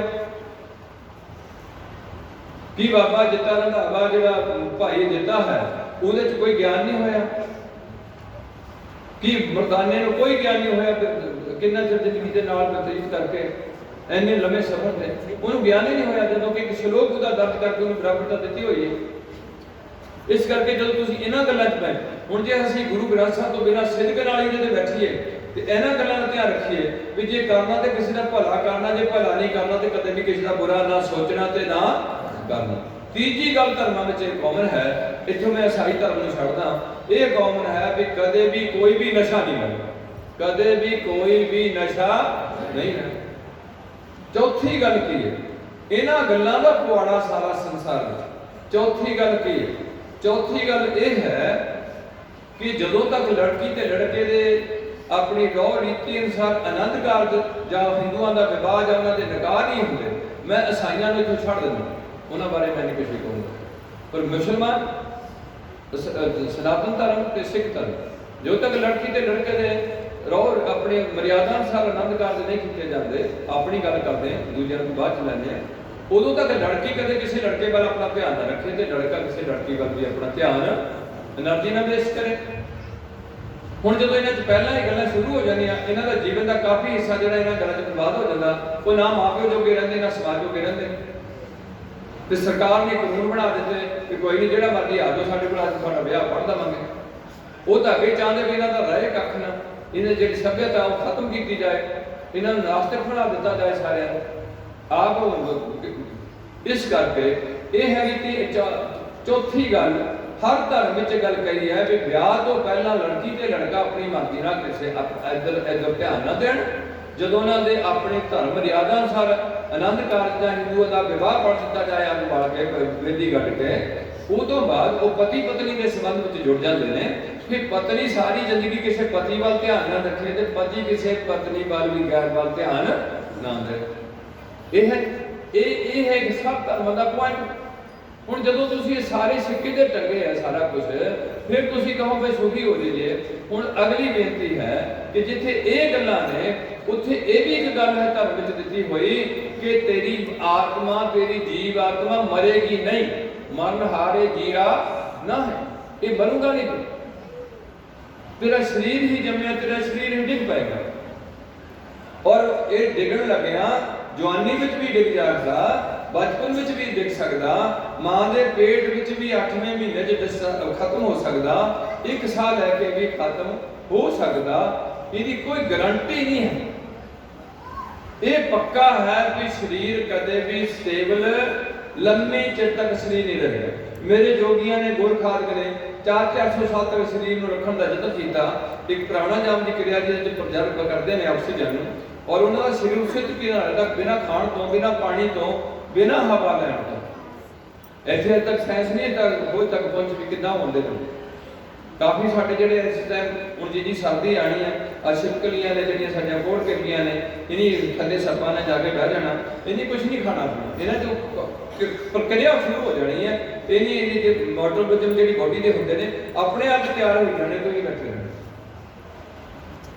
ਜਦੋਂ ਫਿਰ ਗਰਮੀ ਨਿਕਲਣੀ ਹੈ, ਫਿਰ ਉਹਨੇ ਕੀੜੇ ਕੱਢਿਆ ਨੇ ਬਾਹਰ ਆਣਾ, ਕੀੜੀਆਂ ਮਾੜਾ ਮੋਟਾ ਸਟੋਰ ਕਰਦੀਆਂ ਨੇ। ਮੇਰਾ ਕਹਿਣ ਤੋਂ ਭਾਵ ਹੈ ਕਿ ਅਸੀਂ ਉਹਨੀ ਲੋਕਾਂ ਨੇ ਯਤਨ ਕੀਤਾ ਵੀ ਅਸੀਂ ਇੱਥੇ ਰਹਿ ਜਾਈਏ ਧਰਤੀ ਤੇ ਲੰਮੀ ਦੇਰ, ਜਿਹਦੇ ਬਾਰੇ ਭਾਈ ਗੁਰਦਾਸ ਜੀ ਕਹਿੰਦੇ ਨੇ, ਰੱਜ ਨਾ ਕੋਈ ਜੀਵਿਆ ਕੂੜੇ ਪ੍ਰਵਸ, ਰੱਜ ਨਾ ਕੋਈ ਅੱਖੀਂ ਦੇਖਣਾ ਲੱਗੀਆਂ ਉਹ ਰਸ ਤਮਸ। कली कली इंद्री नूं दस्सिया कि आ तेरी करतूत है। इस करके जिथे ये गल्लां दस्सियां जांदियां उत्थे ये गल दसी जाती भी तेरी जीव आत्मा खत्म नहीं होएगी ते तेरी इस धरती ते कीते हुए कामां दा लेखा भी होएगा। जे लेखा तेरा तेरा गुरु पाड़दा है, वो पाड़दा एक विधि रखी हुई है कि इस विधि विच चलेगा तो तेरा लेखा इत्थे ही पाड़ जाएगा। तैसा हरख तैसा सोग। तुसीं जिहदे मर्जी उठ के पैरीं हत्थ लाई जाने उहनूं फूकां देई जाने, वो अगे आफरिया हुंदा, ਉਹਦੇ ਹੰਕਾਰ ਨੂੰ ਪੱਠੇ ਪਾ ਦਿੰਦੇ ਤੁਸੀਂ। ਇਸ ਕਰਕੇ ਜਿੰਨਾ ਚਿਰ ਤੁਸੀਂ ਠੀਕ ਡਾਇਰੈਕਸ਼ਨ ਸੇ ਨਹੀਂ ਚੱਲਦੇ, ਹੋ ਸਕਦਾ ਮੇਰੀਆਂ ਵੀ ਗੱਲਾਂ ਤੁਹਾਨੂੰ ਚੰਗੀਆਂ ਨਾ ਲੱਗਣ, ਗਲਤ ਹੋਣ। ਮੈਂ ਤਾਂ ਆਪਣੇ ਵੱਲੋਂ ਜੋ ਮੇਰੀ ਬੁੱਧੀ ਤੁਸੀਂ ਮੈਨੂੰ ਬਖਸ਼ੀ ਆ, ਸੀ ਦਿੱਤੀ ਅਸੀਸ, ਉਹਦੇ ਲੈਵਲ ਗੱਲ ਕਰ ਰਿਹਾ ਵੀ ਜਿੰਨਾ ਉਹਨਾਂ ਵਿੱਚ ਸੋਚ ਹੈ ਤੁਹਾਡਾ ਚ ਉਹਨਾਂ ਦਾ ਹੈ ਕਿ ਸੁਨਨਤ ਮੁਸਲਮਾਨਾਂ ਦੀ ਜਨਾਨੀ ਦੀ ਸੁਨਨਤ ਨਹੀਂ ਹੈ। ਅਸਾਈਆਂ ਦਾ ਪਾਣੀ ਚ ਰੋਤਾ ਜਨਾਨੀ ਦਾ ਤੇ ਮਰਦ ਦਾ, ਉਹਨੂੰ ਮਾਰ ਦਿੱਤਾ ਜਾਂਦਾ, ਬਹੁਤ ਉਹਨੂੰ ਟੋਭਾ ਦਿੱਤਾ ਜਾਂਦਾ ਵੀ ਹੁਣ ਤੂੰ ਮਰ ਗਿਆ ਤੇ ਹੁਣ ਦੋਹਰੇ ਉੱਠਿਆ ਹੁਣ ਤੂੰ, ਤੇ ਹੁਣ ਤੂੰ ਈਸਾ ਦਾ ਪੁੱਤਰ ਬਣਿਆ, ਪਰ ਪਰਮਾਤਮਾ ਤੇ ਸਿੱਧਕ ਰੱਖਣਾ। ਆ ਹੋਲੀ ਬੁੱਕ ਪੜ੍ਹਨੀ ਹੈ, ਬੁੱਕ ਬਾਈਬਲ ਪਾਦਰੀ ਨਾਲ ਜੁੜ ਕੇ ਗਿਰਜੇ ਜਾਣਾ, ਇਹਦੇ ਨਾਲ ਸਾਰੇ ਕੰਮ ਤੇਰੇ ਸਮਾਜਿਕ ਤੇ ਧਾਰਮਿਕ ਕੀਤੇ ਜਾਣਗੇ। ਹੁਣ ਉਹ ਬਣ ਗਿਆ ਉਦੋਂ ਤੋਂ ਬਪਤਿਸਮਾ ਲੈ ਕੇ ਈਸਾਈ ਧਰਮ ਨੂੰ ਅਡਾਪਟ ਕਰ ਗਿਆ। ਹਿੰਦੂ ਨੇ ਪਾਣਾ ਸੀ ਜਨੇਊ, ਹਿੰਦੂ ਧਰਮ ਨੂੰ ਅਡਾਪਟ ਕਰਨਾ ਸੀ, ਉਹਦਾ ਜਿਵੇਂ ਸ਼ੂਦਰ ਨੂੰ ਜਨੇਊ ਨਹੀਂ ਪਾਇਆ। ਬ੍ਰਾਹਮਣ ਦਾ ਆਪਣਾ ਆਰਡਰ ਜਨੇਊ ਰੱਖਿਆ, ਕਸ਼ਤਰੀ ਦਾ ਆਰਡਰ ਰੱਖਿਆ ਤੇ ਵੈਸ਼ ਦਾ ਆਰਡਰ ਰੱਖਿਆ। ਹੁਣ ਉਹਨੇ ਇਹ ਕੰਮ ਕਰਨਾ ਸੀ, ਤੁਸੀਂ ਹੁਣ ਕਰਨਾ ਸੀ। ਗੁਰੂ ਨਾਨਕ ਜੀ ਤੋਂ ਲੈ ਕੇ ਗੁਰੂ ਗੋਬਿੰਦ ਰਾਏ ਤੱਕ ਚਰਨ ਪਹੁੰਚ ਜਾਂਦੀ ਰਹੀ। ਇਹ ਜਿੰਨੇ ਵੀ ਮਸੰਦ ਪੀੜੇ ਥਾਪੇ ਸਨ, ਇਹ ਸਾਰੇ ਗੁਰੂ ਘਰ ਨੂੰ ਸੰਗਤਾਂ ਨੂੰ ਲੈ ਕੇ ਆ ਕੇ ਨਾ ਗੁਰੂ ਪਾਤਸ਼ਾਹ ਤੋਂ ਨਾਮ ਦਵਾਉਂਦੇ ਸਨ। ਨਾਮ ਦਾ ਦਾਤਾ ਸਤਿਗੁਰੂ ਖੁਦ ਸੀ। ਉਹ ਵਿਧੀ ਨੂੰ ਕਨਵਰਟ ਕਰਕੇ ਜਦੋਂ ਗੁਰੂ ਗੋਬਿੰਦ ਸਿੰਘ ਨੇ ਦੇਖਿਆ ਵੀ ਹੁਣ ਇਹਨਾਂ ਸਿੱਖਾਂ ਨੂੰ ਦੇਹਧਾਰੀ ਬੰਦੇ ਦੀ ਲੋੜ ਨਹੀਂ ਹੈ, ਉਹਨਾਂ ਦਾ ਟੌਪ ਪੂਰਾ ਹੋ ਗਿਆ। ਸ੍ਰੀ ਗੁਰੂ ਗ੍ਰੰਥ ਸਾਹਿਬ ਦੀ ਸੰਪਾਦਨਾ ਹੋ ਚੁੱਕੀ ਹੈ ਔਰ ਨਾਲ ਨਾਲ ਖਾਲਸੇ ਦੀ ਜਨਮ ਹੋ ਚੁੱਕਿਆ ਵਾ। ਇਹਦੇ ਨਾਲ ਨਾਲ ਜਿਹੜੇ ਵੇਦਾਂ ਸ਼ਾਸਤਰਾਂ ਨੂੰ ਨਿਚੋੜ ਕੱਢ ਕੇ ਸ੍ਰੀ ਗੁਰੂ ਗ੍ਰੰਥ ਸਾਹਿਬ ਦਾ ਸਾਰਾ ਤਿਆਰੀ ਹੋ ਚੁੱਕੀ ਹੈ। ਤੇ ਜਿਹੜੇ ਯੁੱਧ ਕਰਨੇ ਸੀ, ਤਵੀਆਂ ਤੇ ਬੈਠਣਾ ਸੀ ਜਾਂ ਕਿਸੇ ਨਾਲ ਆਰੇ ਥੱਲੇ ਬੈਠਣਾ ਸੀ ਜਾਂ ਕਿਸੇ ਨਾਲ ਦੇਗ ਵਿੱਚ ਉਬਲਣਾ ਸੀ, ਉਹ ਪ੍ਰਕਿਰਿਆ ਲੋਕਾਂ ਦੇ ਸਾਹਮਣੇ ਹੋ ਚੁੱਕੀ ਹੈ। ਗੁਰੂ ਤੇਗ ਬਹਾਦਰ ਸਾਹਿਬ ਦਾ ਸੀਸ ਕਤਲ ਹੋ ਚੁੱਕਿਆ ਹੈ। ਉਹ ਸਾਰਾ ਕੁਝ ਪ੍ਰਕਿਰਿਆ ਤੋਂ ਬਾਅਦ ਕਿਉਂਕਿ ਗੁਰੂ ਘਰ ਵਿੱਚ ਸ਼੍ਰੀ ਚੰਦ, ਹੁਣ ਕਈ ਵਾਰ ਹੋ ਸਕਦਾ ਮੈਂ ਇਹਦੇ ਚ ਗਲਤ ਹੋਵਾਂ, ਮੇਰੇ ਮਨ ਚ ਜ਼ਰੂਰ ਇਹ ਗੱਲ ਆਉਂਦੀ ਹੈ ਕਿ ਸਾਡੇ ਪੰਥਕ ਤੌਰ ਤੇ ਗੱਲ ਮੰਨੀ ਜਾਂਦੀ ਹੈ ਕਿ ਸ਼੍ਰੀ ਚੰਦ ਜੀ ਨੇ ਧੂਣਿਆਂ ਨਾਲ ਸਿੱਖੀ ਦਾ ਪ੍ਰਚਾਰ ਕੀਤਾ। ਬਹੁਤ ਅੱਛੀ ਗੱਲ ਹੈ, ਮੈਂ ਬਹੁਤਾ ਸਟੱਡੀ ਨਹੀਂ ਕੀਤਾ, ਪਰ ਮੇਰੀ ਅਜੋਕੀ ਸੋਚ ਇਹ ਹੈ ਕਿ ਜੇ ਉਹਨੇ ਸਿੱਖੀ ਦਾ ਪ੍ਰਚਾਰ ਕੀਤਾ ਗੁਰੂ ਨਾਨਕ ਤੋਂ ਲੈ ਕੇ ਗੋਬਿੰਦ ਰਾਜ ਤੱਕ, ਤੇ ਹੁਣ ਉਹ ਵੀ ਖੰਡੇ ਦੀ ਪਹੁੰਚ ਛਕ ਲੈਣ ਤਾਂ ਕਿ ਹਟ ਜਾਣ, ਉਹ ਵੀ ਸ੍ਰੀ ਗੁਰੂ ਗ੍ਰੰਥ ਸਾਹਿਬ ਨੂੰ ਗੁਰੂ ਮੰਨ ਲੈਣ। ਨਿਰਮਲੇ ਵੀ ਸ੍ਰੀ ਗੁਰੂ, ਜੋ ਗੁਰੂ ਗੋਬਿੰਦ ਸਿੰਘ ਨੂੰ ਮਹਾਨ ਸ਼ਕਤੀ ਹੈ ਉਹਨੂੰ ਮੰਨ ਕੇ ਅਸੀਂ ਸਾਰੇ ਉਹਦੀ ਆਦਰ ਵਿੱਚ ਆ ਜਾਈਏ, ਇਹ ਵੀ ਨਾਲ ਰਲ ਜਾਣ ਤੇ ਸਾਡੀ ਤਾਕਤ ਮਜ਼ਬੂਤ ਹੋਗੀ। ਆ ਜਿਹੜੇ ਬਾਕੀ ਨੇ, ਮੈਂ ਇਹਨਾਂ ਬਾਰੇ ਵੀ ਸੋਚਦਾ ਵੀ ਇਹ ਵੀ ਇਸ ਗੱਲ ਨੂੰ ਧਾਰਨ ਕਰ ਲੈਣ ਜਿਹੜੇ ਬਾਕੀ ਬੈਠੇ ਨੇ। ਜਿੱਦਾਂ ਅਸੀਂ ਰਾੜੇ ਵਾਲੇ ਸੰਤਾਂ ਦੀ ਇੱਜ਼ਤ ਕਰਦੇ, ਉਹਨੇ ਖੰਡੇ ਦੀ ਪਹੁੰਚ ਸ਼ੁਰੂ ਕੀਤੀ ਹੈ। ਨਾਨਕ ਸਰੀਆਂ ਦੀ ਇੱਜ਼ਤ ਕਰਦੇ, ਖੰਡੇ ਦੀ ਪਹੁੰਚ ਸ਼ੁਰੂ ਕੀਤੀ ਹੋਈ ਹੈ। ਬਰਿਆਮ ਸਿੰਘ ਨੇ ਰਤਬਾੜੇ ਵਾਲੇ ਖੰਡੇ ਦੀ ਪਹੁੰਚ ਸ਼ੁਰੂ ਕੀਤੀ ਹੈ। ਟਕਸਾਲ ਹੈ, ਖੰਡੇ ਦੀ ਪਹੁੰਚ ਤਰੀ ਆ ਰਹੀ ਹੈ। ਅਖੰਡ ਕੀਰਤਨੀ ਜਥਾ ਹੈ, ਖੰਡੇ ਦੀ ਪਹੁੰਚ ਚੱਲ ਰਿਹਾ। ਨਿਹੰਗ ਸਿੰਘ ਜਥੇਬੰਦੀਆਂ ਨੇ ਕਾਹਦੇ ਚੱਲ ਰਹੀਆਂ ਨੇ? ਖੰਡੇ ਦੀ ਪਹੁੰਚ ਹੇਠ ਚੱਲ ਰਹੀਆਂ ਨੇ। ਇਹਦੇ ਨਾਲ ਇੱਕ ਦੋਧੜੇ ਹੈ ਜਥੇਬੰਦੀ, ਦੋਧੜੇ ਵਾਲਿਆਂ ਦੀ, ਉਹ ਵੀ ਖੰਡੇ ਦੀ ਪਹੁੰਚ ਥੱਲੇ ਚੱਲ ਰਹੀ ਹੈ। ਇਹ ਜੇ ਆਪਾਂ ਸਾਰੇ ਹੀ ਇਸ ਗੱਲ ਨੂੰ ਭੌਰੋ ਕਰ ਲਈਏ ਗੁਰੂ ਪਾਤਸ਼ਾਹ ਜੀ ਨੂੰ, ਸਾਨੂੰ ਪੰਜ ਇਕੱਠਿਆਂ ਦਾ ਅਹਿਸਾਸ ਹੋ ਜਾਏ ਤੇ ਅਸੀਂ ਇਸ ਗੱਲ ਤੋਂ ਕੀ ਪ੍ਰੋਬਲਮ ਹੈ ਸਾਨੂੰ। ਇਸ ਕਰਕੇ ਮੇਰੀ ਸੋਚ ਹੈ ਵੀ ਅਸੀਂ ਇਕੱਠੇ ਹੋ ਜਾਂਦੇ ਹਾਂ, ਇਕੱਠੇ ਹੋ ਕੇ ਕਿ ਤਾਕਤ ਬਣਦੀ ਹੈ। ਉਹਦੇ 'ਚ ਜਿਹੜੀ ਮੇਨ ਪ੍ਰੋਬਲਮ ਆਈ ਹੈ, ਉਹ ਸਿੱਖ ਨੇ ਕੁੜੀ ਸਿੱਖ ਨੂੰ ਦੇਣੀ ਹੈ, ਸਿੱਖ ਨੇ ਕੁੜੀ ਮੁਸਲਮਾਨ ਜਾਂ ਹਿੰਦੂ ਈਸਾਈ ਨੂੰ ਨਹੀਂ ਦੇਣੀ। ਹੁਣ ਜਦੋਂ ਅਸੀਂ ਸਿੱਖ ਦੇ ਘਰ ਕੁੜੀ ਭੇਜਣੀ ਹੈ, ਉਹ ਮੰਨਦਾ ਕਿਸੇ ਹੋਰ ਗੁਰੂ ਨੂੰ, ਉਹ ਸਾਡੀ ਕੁੜੀ ਨੂੰ ਕਦੇ ਵੀ ਨਿਤਨੇਮ ਪੜ੍ਹਨ ਨਹੀਂ ਦੇਗਾ, ਉਹਨੂੰ ਕਦੇ ਵੀ ਗੁਰਦੁਆਰੇ ਜਾਣ ਨਹੀਂ ਦੇਗਾ। ਆਪਣੇ ਬਾਬੇ ਦੇ ਸਤਸੰਗ ਚ ਲੈ ਜਾਊਗਾ, ਪਰ ਉਹਨੂੰ ਗੁਰਦੁਆਰੇ ਤੇ ਉਹਦਾ ਨਗੋਲ ਵੀ ਬਦਲ ਦਿੱਤਾ ਜਾਏਗਾ ਕਿ ਅੱਜ ਤੋਂ ਤੁਸੀਂ ਕਹਿਣਾ ਰਾਹ ਦਾ ਮੈਨੂੰ ਕੋਈ ਦੁੱਖ ਨਹੀਂ ਹੈ ਨਾ, ਮੈਨੂੰ ਇਹ ਹੈ ਕਿ ਕੌਮ ਵੱਡੀ ਕਿੱਦਾਂ ਗਈ, ਕਿਸ ਤਰ੍ਹਾਂ ਗੁਰੂ ਨਾਨਕ ਤੋਂ ਲੈ ਕੇ ਗੋਬਿੰਦ ਰਾਏ ਤੱਕ, ਗੋਬਿੰਦ ਸਿੰਘ ਤੱਕ, ਮਹਾਰਾਜਾ ਰਣਜੀਤ ਸਿੰਘ ਕੌਮ ਇਕੱਠੀ ਗਈ ਹੈ। ਅੱਗੇ ਜਾ ਕੇ ਜਦੋਂ ਇਹ ਗੱਲ ਚੱਲ ਪਈ ਹੈ, ਉਸ ਤੋਂ ਬਾਅਦ ਥੋੜਾ ਜਿਹਾ ਬੜੇ ਹੀ ਸਤਿਕਾਰਯੋਗ ਨੇ ਮੇਰੇ ਵੀਰ ਜਿਹੜੇ ਨਾਮਧਾਰੀ ਵਰਗ ਵਿੱਚ ਨੇ, ਬਹੁਤ ਹੀ ਬਾਣੀ ਪੜ੍ਹਦੇ ਨੇ, ਇਸ਼ਾਰਾ ਰੱਖਦੇ ਨੇ, ਸਭ ਕੁਝ ਰੱਖਦੇ ਨੇ। पर श्री गुरु ग्रंथ साहब को गुरु मनण तो मुनकर ने ते बेदी कट के ब्याह करना शुरू कर दिता। जदों ये अजोके समय में इस तरीके की कोई संस्था चल गई तो उन्हें लोग बेचारे लोग तो ये है अंधी रईयत ज्ञान विगुणी भाए पर है, ये तो ज्ञान तो सखनी है। तो ज्ञान इन्होंने कितना हो गया, मैं तो बड़ा हैरान है। हर घर में कलेश है, अमरधारियों के घर च कलेश है, किसी बाबे के चेलियां के घर च कलेश है, बीमारी है, पैसे की घाट है, बेतफाकी है। गल्लां तो सारियां दे घरां च मोबाइलां चलदियां ने, टीवी ते शरीर वातावरण चल रहा, फिर भी असीं अपने आप को एक बाबा जी ते निर्भर होकर गुरु ग्रंथ साहब नूं छड्ड के बैठे हैं। ये साडे लई मेरी सोच अनुसार बहुत घटिया गल है। जे असीं इन्हां कोल किसे कोल ना जाइए, जे सानूं पंजां प्यारिਆਂ दे सिद्ध हो के गुरु ग्रंथ साहब की पंजाबी च लिखी बाणी ते सिद्ध नहीं आया। इन्हीं सारियां ने बाणियां पढ़ियां, नामधारी संप्रदाय कीर्तन बाणी सब कुछ साडे वाला रखिया, पर आ गल मनण नूं तैयार नहीं गए है कि गुरु ग्रंथ साहब गुरु नहीं। हुण फिर अगे 2000 गुरु होगा, 500 गुरु हो जाएगा, कितना गुरु होगा। वो एक पैगंबर ते खड़ गई ईसा ते मुहम्मद ते, ये राम कृष्ण ते दों ते खड़े होणगे, पता नहीं कितनियां पीतियां। इन्हां दे देवी देवते बहुत ने, हिंदुओं के गुरु बहुत हो सकते हैं, होंदे रहे ते हुण भी हो गए। पर प्यारिओ मेरी ये बेनती हाथ जोड़ के, इस सुखां दे सारे काम नामधारी वीरां दे सारे जिहड़े सिख है जिन्हां दे नामकर सिंह ते कौर लगया, ये कीना सिंह ते कौर सानूं हुक्म कीता, और कीना कीता सानूं हुक्म भी अज तो बाद बच्चे दे नामकर सिंह लाना, कदों तो कीता? 1699 तो गल शुरू की हुई। ये सारे ने अपने नामकर सिंह लाया, जिवें जिहड़े सावण सिंह ने सतकार जो, उदों पहला जैमल सिंह ने, उदों बाद चरण सिंह ने, अज वरिंदर सिंह ने। ना किहड़ा वाला सिर ते की रखी टोपी के दस्तार भी नहीं हुई, तो जिथों चले ने उथों टोपी वाला बंदा आगरे तो। मेरी किसी ना विरोधता नहीं है, ना यह ते गुरु होर मंत्र होर ते गुरु ग्रंथ साहब गुरु नहीं।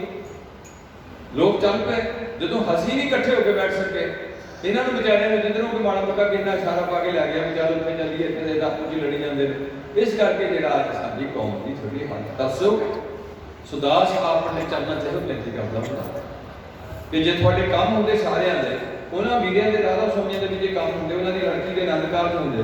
हुण वो कोई नवीं रीति तोड़ लैण मैं नहीं कह सकता, पर श्री गुरु ग्रंथ साहब नाल काम होंगे ने। मरे बंदे तो बाद पाठ पढ़िया जा रहा, भोग पाया जा रहा, कामरेड भी इत्थे आ जाते हैं, तो जोड़े होर भी जिन्होंने कोई आसरा नहीं मिले वो भी गुरुद्वारे आ जाते हैं। तो सारिया का आसरा, पर जिन्होंने गुरु ते सिख का रिश्ता करने को अगे लैके जो सत्कार बरकरार रखना, निशान साहब को चोले चाढ़ने हैं, उत्ते तुसीं खंडे लाए हुए हैं, तो निशान भी तुसीं काफ़ी उच्चा लाया होया। इन्ना उहदे वास्ते उहदी सेवा संभाल करनी, कभी कभी स्नान कराने, उहदे ते चोला बदलना, ये किहदी जिम्मेवारी है? किन्ने गुरुद्वारे तुसीं की करोगे? बड़े सिस्टमैटिकली गल चाहिए सी। एक पूरा पंथ वालों एक मोबाइल चलनी चाहिए सी गड्डी, जिहदा तैयार पर तैयार गुरु के सिख होंगे, हर पिंड का जाके सर्वा करते कि पिंड सिखां की आबादी कितनी है, गुरुद्वारे कितने कितने ने, किन्ने गुरुद्वारे चाहिए, उसकी लोकेशन की चाहिए है, ग्रंथी सिंह कितना का चाहिए, उसकी अकोमोडेशन कितना की चाहिए। इस करके अज तुहाडी हाथ मेरे सोच अनुसार तरस गई, अपने मूल तो टुट चुके हैं। जो बंदा अपने मुढ़ तो मुखड़ जाए, जेड़ा भी ध्यान दो, जी भी कोई मुढ़ तो टाणा टुट जाएगा, वो हरा होगा कि सुक जाएगा? जेड़ा टाणे तो टाणी टुट जाऊगी, मुढ़ नाल टाणा जुड़िया वो हरा, वो टाणे नाल एक टाणी टुटी, वो कितनी देर हरी रहूगी? सुक जाएगी। टाणी भी हरी है, मुढ़ नाल जुड़ी है। हुण पत्ता टुट गया, की टुटिया उहदे नाल? हुण पत्ता टुट गया, हुण मुड़ के पत्ता सुकूगा कि हरा हो जाएगा? सुक जाएगा। यह है मुढ़। कबीर जी ने इस गल ते बड़ा ध्यान कस्या। कबीर पोखर पोखर ढूंढते भलो ना कहा, समुद्र ना, कबीर समुद्र ना साड़िया जो अत खारा हो। पढ़ता भी ना गलत बुढ़े बंदे कई बार गमचा हो जाते, फिर मीडिया का पाया हुआ। पोखर पोखर ढूंढते, ऐ छपड़ी च लभदा, ओ छपड़ी च लभदा, भलो ना क्या है।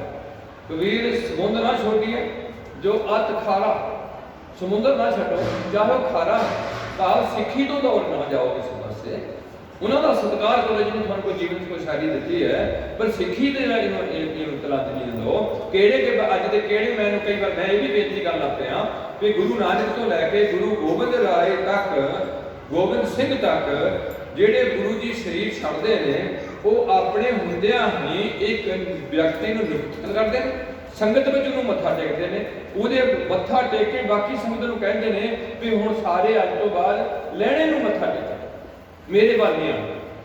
ਕਿਹੜੇ ਇਸ ਪੰਜਾਬ ਵਿੱਚ ਕਿਹੜੇ ਐਸੇ ਮਹਾਂਪੁਰਖ ਹੋਇਆ ਜਿਨ੍ਹਾਂ ਆਪਣੇ ਜੀਂਦੇ ਦੀ ਸੱਚੀ ਮੁੱਚੀ ਆਪ ਤੋਂ ਆਪਣੇ ਗੱਦੀ ਤੋਂ ਉਤਰ ਕੇ, ਪਹਿਲਾਂ ਤਾਂ ਗੱਦੀ ਨਾ ਕੋਈ ਹੈ ਨਹੀਂ ਕਿਸੇ ਕੋਲ, ਗੱਦੀ ਤੋਂ ਉਤਰ ਕੇ ਆਪਣੇ ਅੱਜ ਕਿਸੇ ਨੂੰ ਨਿਯੁਕਤ ਕਰਦਾ ਤੇ ਕੱਲ ਨੂੰ ਸਰੀਰ ਛੱਡਦਾ। ਇਸ ਕਰਕੇ ਕਿਸੇ ਨਾਲ ਜਿਹਨੂੰ ਵੀ ਅੱਗੇ ਪਾਵਰ ਆਈ ਉਹਨਾਂ ਮਾੜੀ ਮੋਟੀ ਪੱਗ ਬੰਨ ਲਈ ਜਾਂ ਮੈਨੂੰ ਬਾਬਾ ਜੀ ਆਹ ਕਹਿ ਗਏ, ਮੈਨੂੰ ਬਾਬਾ ਜੀ ਆਹ ਕਹਿ ਗਏ, ਮੈਨੂੰ ਬਾਬਾ ਜੀ ਆਹ ਕਹਿ ਗਏ। ਤੇ ਭੋਲੇ ਲੋਕ ਨੇ ਉਹ ਉਹਦੇ ਮਗਰੇ ਉੱਧਰ ਚੱਲ ਕੇ ਆਪਣਾ ਪੈਸਾ ਵੀ ਬਰਬਾਦ ਕਰਦੇ ਨੇ, ਟਾਈਮ ਦੀ ਵੀ ਵੇਸਟੇਜ ਹੋ ਰਹੀ ਹੈ। ਤੇ ਕਿੰਨਾ ਕਿਰਾਇਆ ਸਾਡਾ ਮੋਟਰਸਾਈਕਲ ਦਾ ਤੇਲ ਫੂਕੇ, ਮੈਂ ਉਦੋਂ ਦੇਖਦਾ ਜਦੋਂ ਮੇਰੇ ਕੋਲ ਵੀ ਲੋਕ ਤੁਰੇ ਹੁੰਦੇ ਗੱਡੀਆਂ ਲੈ ਕੇ। ਇਹ ਤਾਂ ਕੰਮ ਹੀ ਸਾਰਾ ਗਲਤ ਹੋਇਆ। ਉਹ ਜੇ ਤੁਹਾਨੂੰ ਆਪਣੇ ਗੁਰੂ ਇਸ਼ਟ ਤੇ ਸਿਦਕ ਨਹੀਂ ਹੈ, ਜਿਹੜਾ ਸਾਰੀ ਦੁਨੀਆ ਨੂੰ ਸੰਸਾਰ ਕਰਨ ਵਾਲਾ ਗਿਆਨ ਹੈ, ਜਿਹਦੇ ਬਾਰੇ ਤੁਹਾਨੂੰ ਗੁਰੂ ਪਾਤਸ਼ਾਹ ਨੇ ਸਿੱਧੇ ਤੌਰ ਤੇ ਕਿਹਾ ਪਿਓ ਦਾਦੇ ਕਾ ਖੋਲ ਦਿੱਤਾ ਖਜ਼ਾਨਾ ਤਾਂ ਮੇਰੇ ਮਨ ਪਿਆ ਨਿਧਾਨਾ। ਇਹ ਪਿਓ ਦਾਦੇ ਦਾ ਖਜ਼ਾਨਾ ਹੈ, ਇਹਨੂੰ ਕੀ ਕਰੋ, ਖਾਵੈ ਖਰਚੈ ਰਲ ਮਿਲ ਭਾਈ ਟੋਟ ਨਾ ਆਵੇ ਵੱਧ ਹੋ ਜਾਏ। ਇਸ ਕਰਕੇ ਹੱਥ ਜੋੜ ਕੇ ਬੇਨਤੀ ਹੈ, ਮੈਂ ਆਖਰੀ ਅੱਗੇ ਆਪ ਜੀ ਦੇ ਚਰਨਾਂ 'ਚ ਫਤਿਹਨਾਮਾ ਕਰਨਾ। ਪਹਿਲੀ ਬੇਨਤੀ ਹੈ, ਇਹ ਗੱਲਾਂ ਬਹੁਤ ਜ਼ਰੂਰੀ ਨੇ।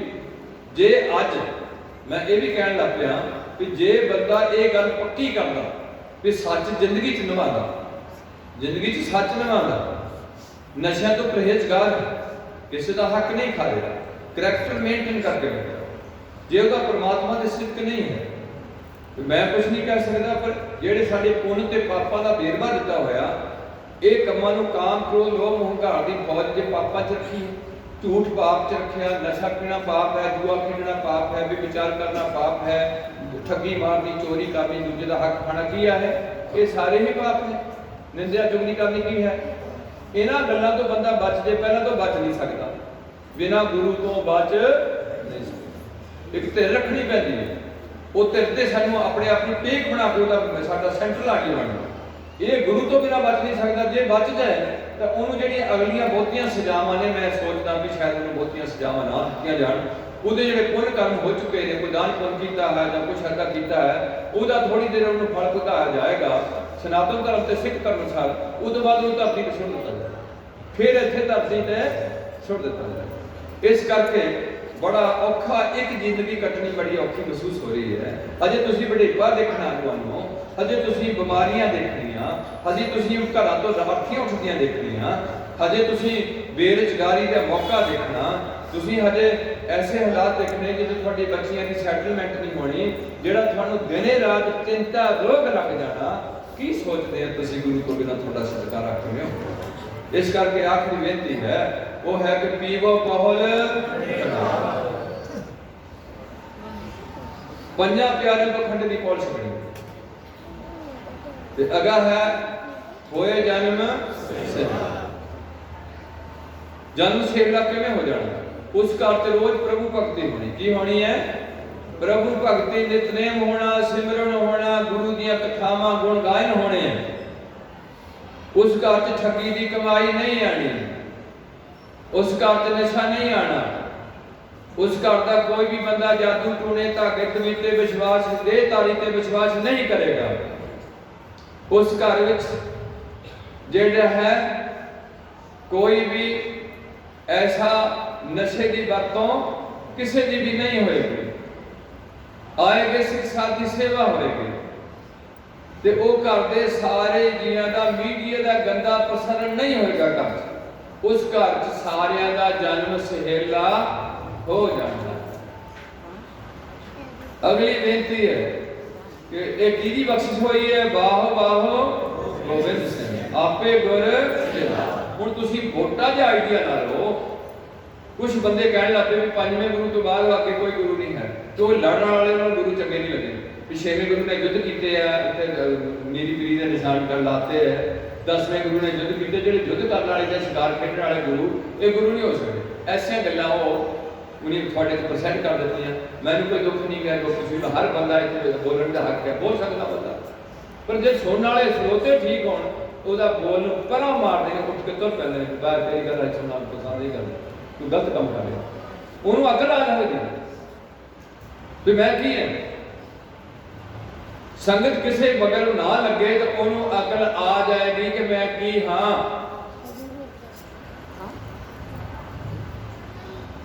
अगली बेनती है गुरु पातशाह ਉਹੀ मैं बेनती कर रहा जी, जिवें नानक जी लैणे के पैरों से मत्था टेकन दे ने, इवें गोबिंद राय पंजां प्यारों को कह रहे हैं कि खालसा जी मैनू भी गोबिंद राय को की बनाओ, हुण गोबिंद सिंह बनाओ। आंदे फिर तुहानू भी कुछ करना पैना जिद्दां सानू करदे, आंदे करो जिद्दां करना, मैं तो तुहाडे अगे झुकया होया। और किस तरीके नाल उन्हां नूं उसे पोजीशन बिठा लिया, एक गोडा सीधा कराया, एक गोडे की मारी है ते खब्बे हाथ ते सज्जा हाथ रखा के पंजां ने उन्हां दे चूड़ा पाते ने ते कहंदे ने गोबिंद राय बोल वाहिगुरू जी का खालसा वाहिगुरू जी की फतेह। और उन्हीं बड़ी उन्होंने परमात्मा का रूप पछाण के खालसा में प्रगटियो खालसा परमात्मा की मौज जान के चूड़ा छकते हैं, कहते जी खालसा जी वाहिगुरू जी का खालसा। 5-5 चूड़े दिते जाते हैं। उस दिन तो बाद उन्होंने गोबिंद सिंह करके जाने यह है बाहो बाहो गोबिंद सिंह आपे गुर। पहला गुरु ने जो पंजां दी सिरजना करते हैं, पहला गुरु ने जो श्री गुरु ग्रंथ साहिब की अपनी हाजरी में संपादना कराते हैं, पहला गुरु ने जो युद्ध करते हैं, हुण जो पंजां कोलों पौड़ सकन लगे ने, हुण की बने हुए ने चेले ने। बाहो बाहो गोबिंद सिंह आपे गुर। मैनूं दस्सो किहड़ा तुहाडा गुरु जिहड़ा अपने आप नूं इदां करके अपने चेले विच प्रवेश लै गया। तुसीं वो अपने बजुर्ग नूं लभदे 8-10 च बाड़ दिता, कोई कहंदा इहदे च बड़ गया, कहंदा इहदे बड़, किसे विच नहीं बढ़ना, बढ़ना तो तुहाडे शब्द नाल, शरीर तो तुहाडे बढ़ नहीं सकदा। अगली बेनती है कि अगली तुक हैगी है रहनी रह मेरा सिख ओही होएगा जो मेरे दसे हुए सिद्धांत की पालना करेगा। बेशक सिद्धांत सख्त है, जे बार बार जमण मरना काटना तो सख्ती विचों दी लंघना रहनी रहे सोई सिख मेरा। और यह भी एक पहला बाहर पैगंबर वही गल खड़ी करेगा, ओ साहिब मैं उसका अज तक किसी ने नहीं गल कही, जेड़ा महापुरख होया उन्हें अपने सामने ये नहीं कहा भी जेड़ी मेरी गल मान लोगे वो मेरे अफसर होंगे, मैं उन्हें सारे का नौकर होऊंगा। वो धन गुरु गोबिंद सिंह दी बख्शिशां ने जेड़े कहंदे ने कि इन्हीं की कृपा के सजे हम है नहीं मोसो गरीब विरोध। यह रहनी रहे सोई सिख मेरा, ओ साहिब मैं उसका। धन गुरु गोबिंद सिंह साहब अगली पंक्ति है कि रहत बिना ना सिख कहावे, जे मेरे दसे असूलों की पालना नहीं करनी तो मेरा सिख ते गुरु का रिश्ता नहीं होएगा। रहत बिना ना सिख कहावे, इत्थे आके सनातन फौज ते हावी हो गया, वो थानू कहण लग पे गुरु बहुत हो सकते हैं, गुरु बहुत हो सकते हैं।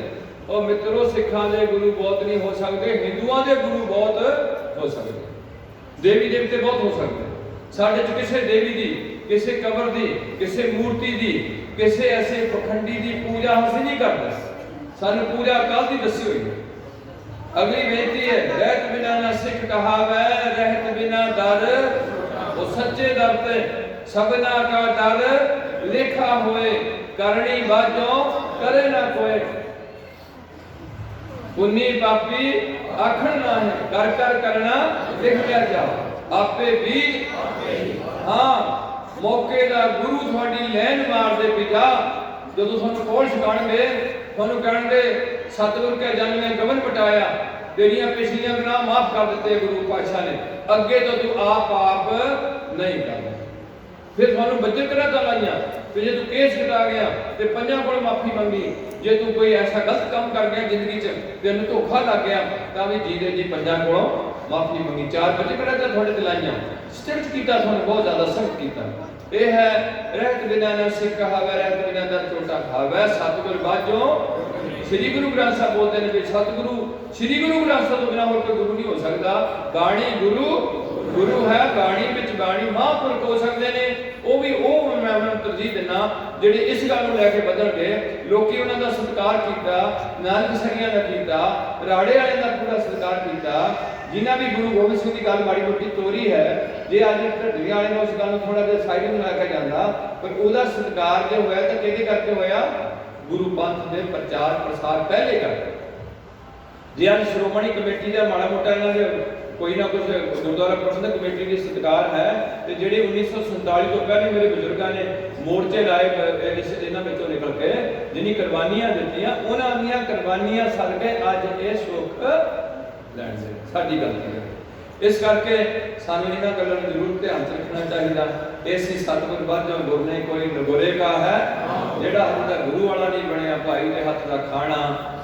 ਮੈਂ ਜ਼ਿਆਦਾ ਨਾ ਜਾਵਾਂ, ਗੁਰੂ ਪਾਤਸ਼ਾਹ ਦਾ ਇੱਕ ਵਚਨ ਹੈ, ਚੋਰਾਂ ਯਾਰਾਂ ਰੰਡੀਆਂ ਕੁੱਟਣੀਆਂ ਦੀਵਾਨ, ਅੱਗੇ ਹੈ ਬੇਦੀਨਾ ਕੀ ਦੋਸਤੀ, ਇਹਨਾਂ ਦਾ ਆਪੋ ਜੀ ਤਾਲਮੇਲ ਬਣ। ਚੋਰਾਂ ਦਾ ਚੋਰਾ, ਚੋਰਾਂ ਚੋਰਾਂ ਫਿਰ ਹੜੀ, ਚੋਰਾਂ ਚੋਰਾਂ ਨਾਲ ਹੁੰਦਾ, ਸ਼ਰਾਬੀਆਂ ਦਾ ਕਿਹਨਾਂ ਨਾਲ ਹੁੰਦਾ, ਅਮਲੀਆਂ ਦਾ ਪੀਵੀਆਂ ਦਾ, ਤੇ ਹੁਣ ਸਮੈਕਰਾਂ ਦਾ ਕਿਹਨਾਂ ਨਾਲ ਜੁੜਨਾ ਪਿਆ।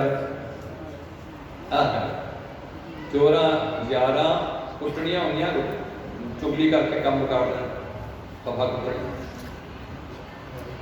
ਚੋਰਾਂ ਯਾਰਾਂ ਕੁੱਟਣੀਆਂ ਰੰਡੀਆਂ ਕੁੱਟਣੀਆਂ ਦੀਵਾਨ, ਰੰਡੀਆਂ ਦਲੀਆਂ, ਜਿਨ੍ਹਾਂ ਨੂੰ ਕਿਹਾ ਜਾਂਦਾ ਕਿ ਕੋਈ ਚਰਿੱਤਰ ਨਹੀਂ ਹੈ, ਬਦ ਚੱਲਣ ਹੈ। ਇਹ ਅੱਗੇ ਲਿਖਦੇ ਨੇ, ਬੇਦੀਨਾ ਕੀ ਦੋਸਤੀ ਬੇਦੀਨਾ ਕਾ, ਇਹਨਾਂ ਦਾ ਕੋਈ ਦੀਨ ਨਹੀਂ, ਇਹਨਾਂ ਦੀ ਆਪੋ ਜੀ ਦੋਸਤੀ ਹੋਈ ਤੇ ਆਪੇ ਇਕੱਠੇ ਕਰਕੇ ਮੀਟਿੰਗਾਂ ਕਰਦੇ ਤੇ ਖਾਣਾ ਪਾਣਾ ਰੱਖਦੇ। बेदीना की बेदीना की दोस्ती बेदीना का खान, क्योंकि सिफती सार ना जानी, ये परमात्मा की सिफत बारे कख भी नहीं जाने।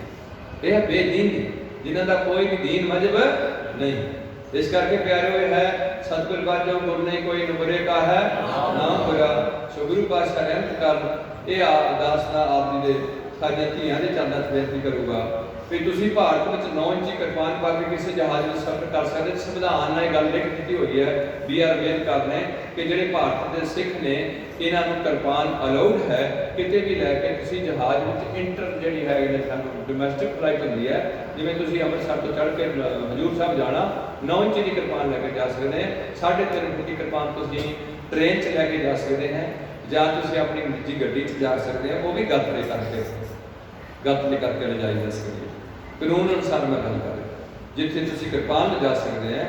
मैं एक नौजवान बच्चे में बेनती करूँगा कि साडे कौम के बहुत ही जिन्नी कौम वास्ते बहुत सतोड़ जतन किया, मैं मेरे को ऐसी शब्दावली नहीं जी उन्होंने मैं सिद्ध कर सका। वो भाई साहबा ने जो साढ़े राजसी कैदी किए तो सानू अंग्रेजा ने कहा कि जिन्हें सारे कैदी ने सारे टोपी पाई जाए। जेल मैनुअल की पाता अंग्रेज के टाइम से हुक्म टोपी पाता, तो मेरे नौ जो सिख भाईचारे के सिंह सन उन्हें सदाई की भी गोलिया साढ़े गुरु के वचन है सिख होए सिर टोपी धरै 7 जन्म कुश्ती होए सिख तो वो सिर से पाए टोपी तो 7 जन्म कोड़ पैके बनेगा। असी तेरी टोपी नहीं पावे जिदा की साढ़े को दस्तार है कि रखी जाए, जे तू नहीं देगा तो तेरे तो लवांगे। फिर वो कहता भी कि लै लूंगे तो 10 दिन कहते लैला जानते जिदा हम तुम मोर्चा हल किया ना तो थोड़ी कठ ना हल किया, जो तुम काड़ जाते तुम कदे भी इन्हें काम करना। अज मैं इन्हीं इस तरीके पढ़िया है ओदा गुरु हो ओदा गुरु हो एदा गुरु आ नगोरे शराबी आ समैकर आ कवर पूज आ मड़िया का पुजारी आ फलाने बाबे का मोहरा फाड़ियां बड़ कर दियां मुट्ठी पर तुसी लोग सी एक कि तुसी न्याणा जमन लगे हैं ਉਹਦਾ ਵਿੱਚ ਵੀ ਤੁਹਾਡੀ बहुत ਜਿਹੜੀ ਮੈਨੂੰ कमजोरी नजर आ रही है।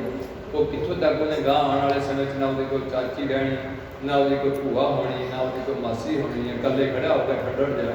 आम साडी कहावत है भी ਜਿਹੜਾ ਉਜਾੜ ਵਿੱਚ ਇੱਕ ਰੁੱਖ ਖੜਾ ਭੈੜਾ ਲੱਗਦਾ, ਉਹਦੇ ਆਲੇ ਦੁਆਲੇ ਰੁੱਖ ਚਾਹੀਦੇ ਉਹਦਾ ਆਸਰਾ ਹੁੰਦਾ।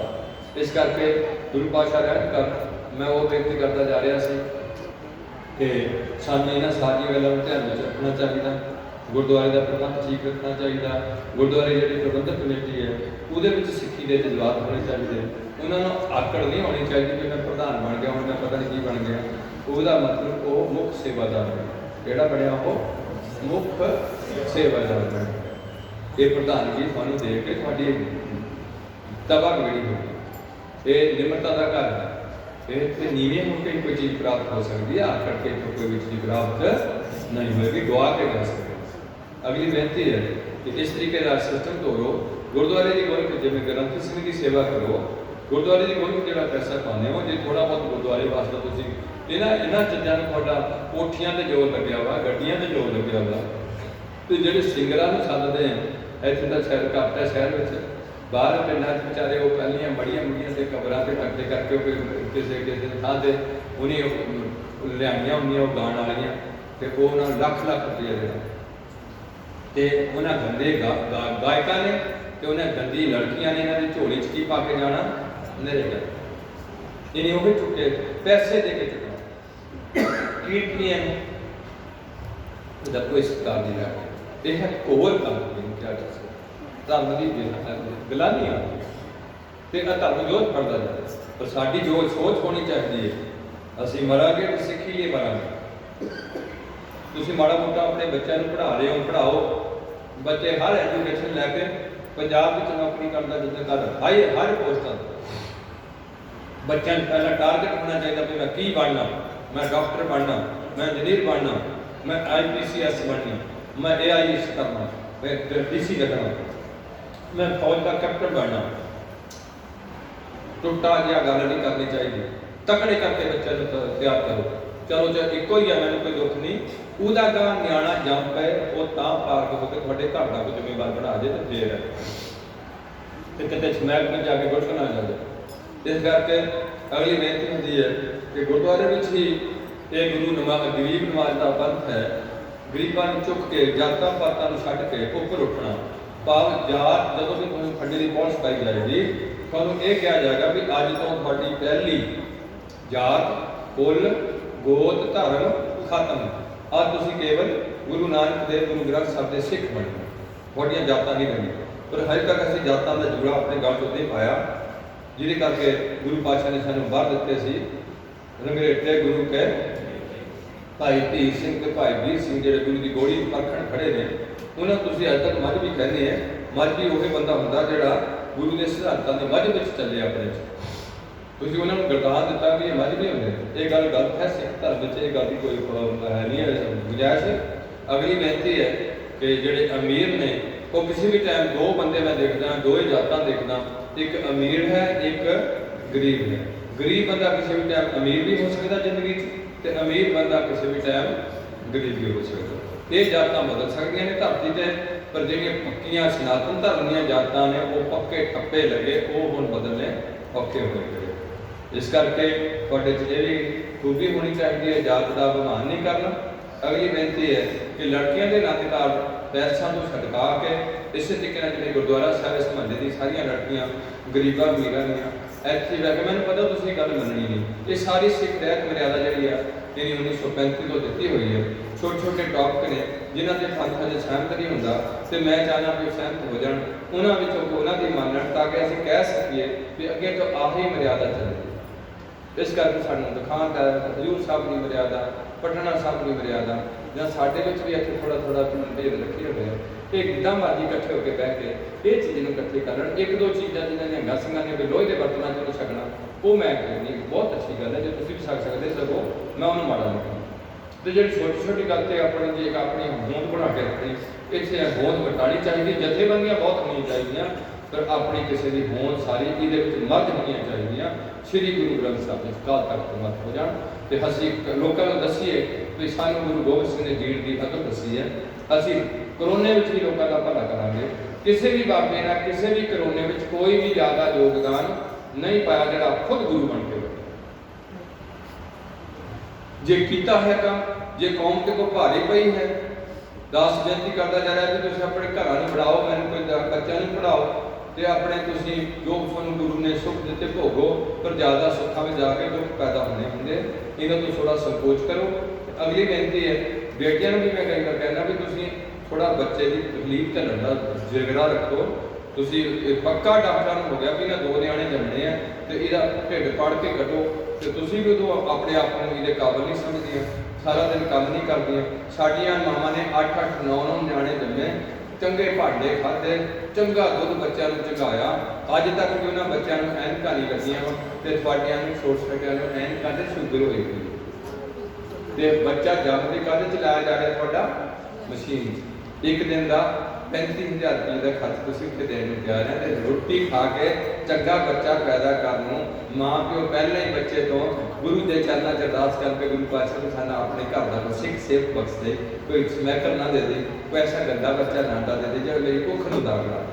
ਬਹੁਤ ਕੁਝ ਤੁਹਾਡੇ ਨਾਲ ਗੱਲਾਂ ਕਰਨ ਵਾਲੀਆਂ ਨੇ, ਸੋ ਮੈਂ ਦੂਰ ਨਹੀਂ ਜਾਣਾ, ਕੀਰਤਨੀ ਆ ਕੇ ਬੈਠ ਰਹੇ ਨੇ। ਤੋ ਮਹਾਰਾਜ ਕਿਰਪਾ ਕਰ ਇਸੇ ਗੁਰਦੁਆਰੇ ਵਿੱਚ ਆਪਣੇ ਆਨੰਦ ਕਾਰਜ ਕਰਕੇ ਇਸ ਗੋਲਕ ਦਾ ਪੈਸਾ ਇਸ ਇਲਾਕੇ 'ਚ ਕੋਈ ਵੀ ਤੁਹਾਨੂੰ ਉਹਦਾ ਸਰਵਾ ਕਰ ਲਓ, ਇਹਦਾ ਘਰ ਕਿੱਦਾਂ ਦਾ, ਇਹਦੀ ਇਨਕਮ ਸੋਰਸਿਸ ਕੀ ਹੈ, ਇਹਦੇ ਬੱਚਿਆਂ ਦੀ ਪੜ੍ਹਾਈ ਦਾ ਕੀ ਹਾਲ ਹੈ, ਛੋਟਾ ਮੋਟਾ ਚਾਹੇ ਸਰਕਾਰੀ ਸਕੂਲ 'ਚ ਦਾਖਲ ਕਰਾ ਕੇ ਉਹਨੂੰ ਪਤਾ ਲੱਗੇ ਕਿ ਗੁਰੂ ਕੀ ਗੋਲਕ ਗਰੀਬ ਦੀ ਮੂੰਹ ਥੋੜਾ ਜਿਹਾ 20% ਕਰ ਦਿਓ, 30% ਕਰ ਦਿਓ, 2-4 ਕਿਸੇ ਨੋਟ ਬੰਦੇ ਨੇ ਆਲੇ ਦੁਆਲੇ ਦੇ ਰਸਤੇ ਲਾ ਲਓ, ਕੀ ਹੁੰਦਾ 300 ਰੁਪਏ ਦਾ ਅਥਰੂ ਪਹੁੰਚ ਜਾਂਦੇ। ਮੇਰੇ ਕੋਲ ਪਤਾ ਨਹੀਂ ਕਿੱਥੋਂ ਗਿਆ, ਕਿਉਂਕਿ ਸਾਡੇ ਜਥੇਬੰਦੀ 'ਚ ਐਸੇ ਕੁਝ ਕੰਮ ਕੀਤੇ ਜਾਂਦੇ ਨੇ। ਉਹ ਵਿਚਾਰਾ ਆਉਂਦਾ ਵੀ ਮੈਂ ਪਤਾ ਨਹੀਂ ਕਿੱਥੇ ਰਹਿੰਦਾ, ਉਹਦੀ ਲੱਤ ਬੜੀ ਸੀ, ਮੈਂ ਉਹਨੂੰ ਗਿਆ ਸੀ ਉਹਦੇ ਬਰਾੜੇ ਨਾਲ ਗੱਲਬਾਤ ਕਰਨੀ, ਕਹਿੰਦਾ ਮੇਰੀ ਥੋੜਾ ਜਿਹਾ ਮੈਨੂੰ ਦੇਖ ਕੇ ਲਾ ਦਿਓ। ਪਰ ਅਸੀਂ ਉਹਦਾ ਪੂਰੇ ਦਾ ਪੂਰਾ, ਜਿਹਦੇ 'ਚ ਮੋਟਰਸਾਈਕਲ ਕਿੰਨੇ ਨੇ, ਮੋਬਾਈਲਾਂ ਕਿੰਨੀਆਂ ਨੇ, ਇਹਦੇ ਘਰ ਦੀ ਕੀ ਹਾਲਤ ਹੈ, ਸਾਰਾ ਹੀ ਪਹਿਲਾਂ ਉਹਦਾ ਨਿਰੀਖਣ ਕੀਤਾ ਜਾਂਦਾ, ਫਿਰ ਉਹਨੂੰ ਜੇ ਗੁਰੂ ਪਾਤਸ਼ਾਹ ਦੀ ਸਾਡੇ ਕੋਲ ਸਮਰੱਥਾ ਹੋਏ ਫਿਰ ਉਹਦੀ ਸਹਾਇਤਾ ਕੀਤੀ। ਮਕਾਨ ਤੱਕ ਵੀ ਛੋਟੇ ਮੋਟੇ ਜੇ ਦੇਖਿਆ ਵੀ ਤੀਨਾਂ ਵਿੱਚ ਗੁਜ਼ਾਰਾ ਕਰਦਾ। ਇਹ ਹੁੰਦੇ ਨੇ ਗੁਰੂ ਕੀ ਗੋਲਕ ਗਰੀਬ ਦਾ ਮੂੰਹ ਬਣਾ ਕੇ ਇੱਥੇ ਆਨੰਦ ਕਾਰਜ ਕਰੀਏ। ਇਹਨਾਂ ਚੀਜ਼ਾਂ ਦੇ ਪੈਸੇ ਬਚਾ ਕੇ ਜਿਹੜਾ ਇਹ ਪੈਸਾ ਐਸੀ ਦਾ ਤੇ ਲਾਵਾਂਗੇ, ਇਹ ਸਾਡੇ ਨਾਲ ਅਗਲੇ ਪਰਲੋਕ ਤੱਕ ਜਾਏ। ਜਿੱਥੇ ਵੀ ਮੇਰੇ ਨਾਨਕ ਪਾਤਸ਼ਾਹ ਗਏ, ਕਾਨੂੰਨ ਕੋਲ ਗਏ, ਬਾਰੂ ਕੋਲ ਗਏ, ਦੁਨੀ ਚੰਦ ਕੋਲ ਗਏ, ਬਾਬਰ ਕੋਲ ਗਏ, ਲੁੱਟਿਆ ਮਾਲ ਵਾਪਸ ਕਰਾ ਕੇ ਗਰੀਬਾਂ 'ਚ ਬਣਾਇਆ। ਇਸ ਕਰਕੇ ਇਹ ਉਹਨਾਂ ਦੀ ਸੋਚ ਹੈ, ਇਹਨੂੰ ਬਰਕਰਾਰ ਕਰੀਏ ਤੇ ਨਾਲ ਜਿਹੜੇ ਮ੍ਰਿਤਕ ਭੋਗ ਨੇ ਉਹ ਵੀ ਗੁਰਦੁਆਰੇ ਦੀ ਬਿਲਡਿੰਗ ਪਿੱਛੇ ਥੱਲੇ ਲੰਗਰ ਹਾਲ ਚੱਲਦਾ, ਉੱਥੇ ਜਿਹੜਾ ਬੈਠ ਕੇ ਲੰਗਰ ਛਕੋ, ਖੜੇ ਹੋ ਕੇ ਖਾਣ ਦਾ ਯਤਨ ਨਾ ਕਰੋ ਤੇ ਸਾਦਾ ਜਿਹਾ ਲੰਗਰ ਤਿਆਰ ਕਰੋ। ਜਿਹੜਾ ਛਕੇਗਾ ਉਹਦਾ ਵੀ ਭਲਾ, ਜਿਹੜਾ ਨਾ ਛਕੇਗਾ ਉਹਦਾ ਵੀ ਭਲਾ। ਕੋਈ ਇੱਕ ਦਿਨ ਦਾ ਫਰਕ ਨਹੀਂ ਪੈਂਦਾ ਜੇ ਇੱਕ ਡਾਈਟ ਨਾ ਲਈ ਜਾਏ, ਕੋਈ ਐਡੀ ਪ੍ਰੋਬਲਮ ਨਹੀਂ। ਇਹਨਾਂ ਚੀਜ਼ਾਂ ਤੇ ਪੈਸਾ ਵੇਸਟ ਨਾ ਕਰੋ, ਦਿਖਾਵੇ ਤੇ ਪੈਸਾ ਵੇਸਟ ਨਾ ਕਰੋ, ਬਹੁਤੇ ਫੁੱਲ ਝੜੀਆਂ ਦੇ ਪੈਸਾ ਵੇਸਟ ਨਾ ਕਰੋ, ਰੱਖੜੀਆਂ ਦੇ ਪੈਸਾ ਵੇਸਟ ਨਾ ਕਰੋ। ਪੈਸਾ ਬਚਾਓ ਤੇ ਚੰਗੇ ਥਾਂ ਤੇ ਲਾਓ।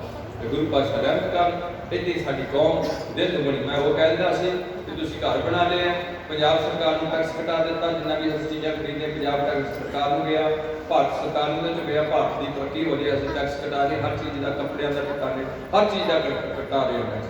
ਤੇਲ ਲੈ ਰਹੇ, ਜੇ ਤੁਸੀਂ ਡੰਗਰ ਰੱਖ ਲਿਆ ਉਹਨਾਂ ਨੂੰ ਫੀਡ ਲੈ ਰਹੇ, ਉਹ ਵੀ ਟੈਕਸ ਦਿੱਤੇ ਜਾਂਦੇ। ਜੇ ਭਾਂਡੇ ਲੈ ਰਹੇ ਆ ਉਹਨਾਂ ਦੁੱਧ ਪਾਉਣ ਵਾਸਤੇ, ਉਹ ਵੀ ਟੈਕਸ ਦਿੱਤਾ ਜਾਂਦਾ। ਹਰ ਚੀਜ਼ ਦਾ ਤੁਸੀਂ ਟੈਕਸ ਦੇ ਰਹੇ। ਸਾਡਾ ਭਾਰਤ ਖੁਸ਼ਹਾਲ ਹੋਏ, ਸਾਡਾ ਪੰਜਾਬ ਖੁਸ਼ਹਾਲ ਹੋਏ, ਉਹ ਸਾਡੇ ਟੈਕਸ ਹੈ। ਹੁਣ ਮੇਰੀ ਆਖਰੀ ਬੇਨਤੀ ਹੈ ਕਿ ਤੁਸੀਂ ਇੱਕ ਗੱਲ ਜ਼ਰੂਰ ਸੋਚਿਓ ਕਿ ਮੈਂ ਸਿੱਖਾਂ ਦੇ ਘਰ ਜਾ ਕੇ ਸਿੱਖ ਕੌਮ ਵਾਸਤੇ ਕੀ ਕੀਤਾ। ਜ਼ਰੂਰ ਵੇਲੇ ਬੈਠ ਕੇ ਸੋਚੋ ਕਿ ਕੌਮ ਬਾਰੇ ਮੈਂ ਕੀ ਕੀਤਾ, ਜਿਹਦੇ 'ਚ ਲੱਖਾਂ ਬੰਦਿਆਂ ਨੇ ਸ਼ਹੀਦੀ ਪ੍ਰਾਪਤ ਕੀਤੀ ਹੈ, ਲੱਖਾਂ ਬੰਦਿਆਂ ਦੇ ਬੱਚੇ ਜਿਹੜੇ ਆ ਕਿਸ ਤਰੀਕੇ ਨਾਲ ਘਰੋਂ ਬੇਕਾਰ ਹੋਏ ਨੇ। ਅੱਜ ਜੇ ਮੈਂ ਉਹਨਾਂ ਦੀ ਬਦੌਲਤ ਅੱਜ ਆਜ਼ਾਦੀ ਮਾਣ ਲਿਆ ਤੇ ਮੈਂ ਆਪਣੇ ਗੁਰੂਆਂ ਦੀ ਗੱਲ ਨੂੰ ਕਿੰਨਾ ਪ੍ਰੋਡਕਟ ਕੀਤਾ, ਇਹ ਗੱਲ ਜ਼ਰੂਰ ਧਿਆਨ 'ਚ ਰੱਖਣੀ। ਇੰਨੀਆਂ ਬੇਨਤੀਆਂ ਪ੍ਰਵਾਨ ਕਰਦੇ ਹੋਏ, ਜੇ ਮੇਰੀ ਕਿਸੇ ਵਿਚਾਰਧਾਰਾ ਨਾਲ ਜਿਹੜੀ ਤੁਸੀਂ ਮੇਰੇ ਸਿਰ ਤੇ ਮੇਰ ਭਰਿਆ ਹੱਥ ਰੱਖ ਕੇ ਕੁਰਬਾਨੀ ਕੀਤੀ ਹੈ, ਉਹਦੇ ਨਾਲ ਜੇ ਤੁਹਾਡੇ ਵਿੱਚੋਂ ਕਿਸੇ ਨੂੰ ਦੁੱਖ ਲੱਗਿਆ ਹੋਏ ਤੇ ਤੁਸੀਂ ਲੜਕੀਆਂ ਨੂੰ ਵੀ ਅਸੀਂ ਕਹਿੰਦੇ ਵੀ ਸਾਦਾ ਕੱਪੜਾ ਰੱਖੋ, ਬਹੁਤਾ ਇਹਨਾਂ ਚੀਜ਼ਾਂ ਨੂੰ ਪੈਸਾ ਬਰਬਾਦ ਨਾ ਕਰੋ। ਇਹ ਨਹੀਂ ਤੁਹਾਨੂੰ ਭਾਂਤ ਡਿਜ਼ਾਈਨ ਬਣਾਈ ਜਾਣੇ, ਤੁਸੀਂ ਉਧਰ ਨੂੰ ਤੁਰੀਆਂ ਜਾਣੀਆਂ ਨੇ। ਸਾਦਾ ਜਿਹਾ ਜਿੰਨਾ ਵੀ ਪੈਸਾ ਇਹਨਾਂ ਚੀਜ਼ਾਂ ਤੋਂ ਬਚਦਾ ਉਹ ਜ਼ਰੂਰ ਬਚਾਓ ਤੇ ਸਾਦਾ ਤੇ ਵਧੀਆ ਜੀਵਨ ਬਤੀਤ ਕਰੋ। ਜ਼ਿੰਦਗੀ ਭਰ ਸਾਦਗੀ ਲੰਘ ਸਕਦੀ ਹੈ, ਪਰ ਬਹੁਤੇ ਜਿਹੜੇ ਮੇਰੀ ਬਹੁਤੀ ਦੇਰ ਲੰਮੀ ਨਹੀਂ ਹੋਣੀ। ਅੱਗੇ ਸਾਡੇ ਕੋਲ ਪੈਸਾ ਘਟ ਜਾਣਾ, ਪੱਕੀ ਗੱਲ ਹੈ ਇਸ ਵਿੱਚ। ਤੇ ਡਾਕਟਰਾਂ ਨੇ ਮੂੰਹ ਅੱਡੇ ਪਏ, ਇੱਕ ਵਾਰ ਮਰੀਜ਼ ਹੋ ਜਾਏ ਸਹੀ ਤੇ ਸਾਡੇ ਘਰ ਦਾ ਬੂਹਾ ਦੂਜੇ ਪਾਸੇ ਹੋ ਜਾਵੇ। ਤੇ ਮਹਾਰਾਜ ਕਿਰਪਾ ਕਰ ਸਾਡੇ ਤੰਦਰੁਸਤੀ ਰਹੇ, ਆਪਣੀ ਦੀ ਪਿਆਰ ਖਾਕ ਏਕਤਾ ਬਣੀ ਰਹੇ, ਹਰ ਧਰਮ ਦੀ ਇੱਜ਼ਤ ਕਰਾਂਗੇ। ਹਿੰਦੂ ਸੱਚਾ ਹਿੰਦੂ ਹੋਏ, ਮੁਸਲਮਾਨ ਸੱਚਾ ਮੁਸਲਮਾਨ ਹੋਏ, ਈਸਾਈ ਸੱਚਾ ਈਸਾਈ ਤੇ ਸਿੱਖ ਸਾਰੇ ਸੱਚੇ, ਕੇਵਲ ਸ੍ਰੀ ਗੁਰੂ ਗ੍ਰੰਥ ਸਾਹਿਬ ਦੇ ਪੰਜਾਂ ਪਿਆਰਿਆਂ ਦੇ ਸਿੱਖ ਬਣ ਕੇ ਇਸ ਕੌਮ ਨੂੰ ਅੱਗੇ ਲੈ ਕੇ ਜਾਣ ਦਾ ਯਤਨ ਕਰੀਏ। ਐਨੀਆਂ ਬੇਨਤੀਆਂ ਪ੍ਰਵਾਨ ਕਰਦੇ ਹੋਏ ਜੇ ਕਿਸੇ ਨੂੰ ਕੋਈ ਦੁੱਖ ਲੱਗਿਆ ਤਾਂ ਮੈਂ ਦੋਵੇਂ ਹੱਥ ਜੋੜ ਕੇ ਸਾਰੀ ਸੰਗਤ ਨੂੰ ਗੁਰੂ ਪਾਤਸ਼ਾਹ ਦੇ ਸੇਵਾ ਦਾ ਜਾਚ ਕੇ ਮੂਰਖ ਬਣਾ ਬੇਵਕੂਫ ਤੇ ਤੁਹਾਡੀ ਰਹਿਮਤ ਤੁਸੀਂ ਮੈਨੂੰ ਮਾਫ ਕਰੋਗੇ। ਗੁਰੂ ਦੀ ਹਜ਼ੂਰੀ 'ਚ ਬੈਠੇ ਹੋ, ਗੁਰੂ ਕੇ ਸਿੱਖ ਦੀਆਂ ਬਣ ਕੇ ਬੈਠੇ ਹੋ ਤੇ ਸ਼ਾਇਦ ਤੁਹਾਨੂੰ ਵੀ ਪਰਮਾਤਮਾ ਨੇ ਕਦੇ ਗੁਨਾਹ ਦਾ ਮਾਫ ਕਰ ਦਿੱਤਾ ਜੇ ਤੁਸੀਂ ਮੈਨੂੰ ਮਾਫ ਕਰ ਦਿਓ। ਸੋ ਮਹਾਰਾਜ ਕਿਰਪਾ ਕਰੇ ਤੁਹਾਡੇ ਘਰਾਂ 'ਚ ਜ਼ਿੰਦਗੀ ਵਿੱਚ ਸੁੱਖ ਸ਼ਾਂਤੀ ਤੇ ਤੁਹਾਡੇ ਅੰਦਰ ਗੁਰੂ ਦੇ ਪਿਆਰ ਬਣਿਆ ਰਹੇ। ਇਸ ਪਿਆਰ ਤੋਂ ਬਿਨਾਂ ਤੁਸੀਂ ਕਿਤੇ ਵੀ ਕਾਮਯਾਬ ਨਹੀਂ ਹੋ ਸਕਦੇ। ਸਾਚ ਕਹੋ ਸੁਣ ਲਿਓ ਸਦਾ ਜਿਨ ਪ੍ਰੇਮ ਕੀਓ ਤਿਨ ਹੋਏ ਅਕਤਰ ਮਿਲੋ ਮੇਰੇ ਭਾਈ ਦੁਖਦਾ ਦੂਰ ਕਰੋ ਨੇ ਬੁਲਾਏ ਹਰ ਨਾਮੇ ਕੇ ਬੋਲੋ ਜੋੜੀ ਗੁਰਮੁਖ ਵੈਸੋ ਸਭਾ ਗੱਜ ਕੇ ਬੁਲਾਓ ਜੀ। ਵਾਹਿਗੁਰੂ ਜੀ ਕਾ ਖਾਲਸਾ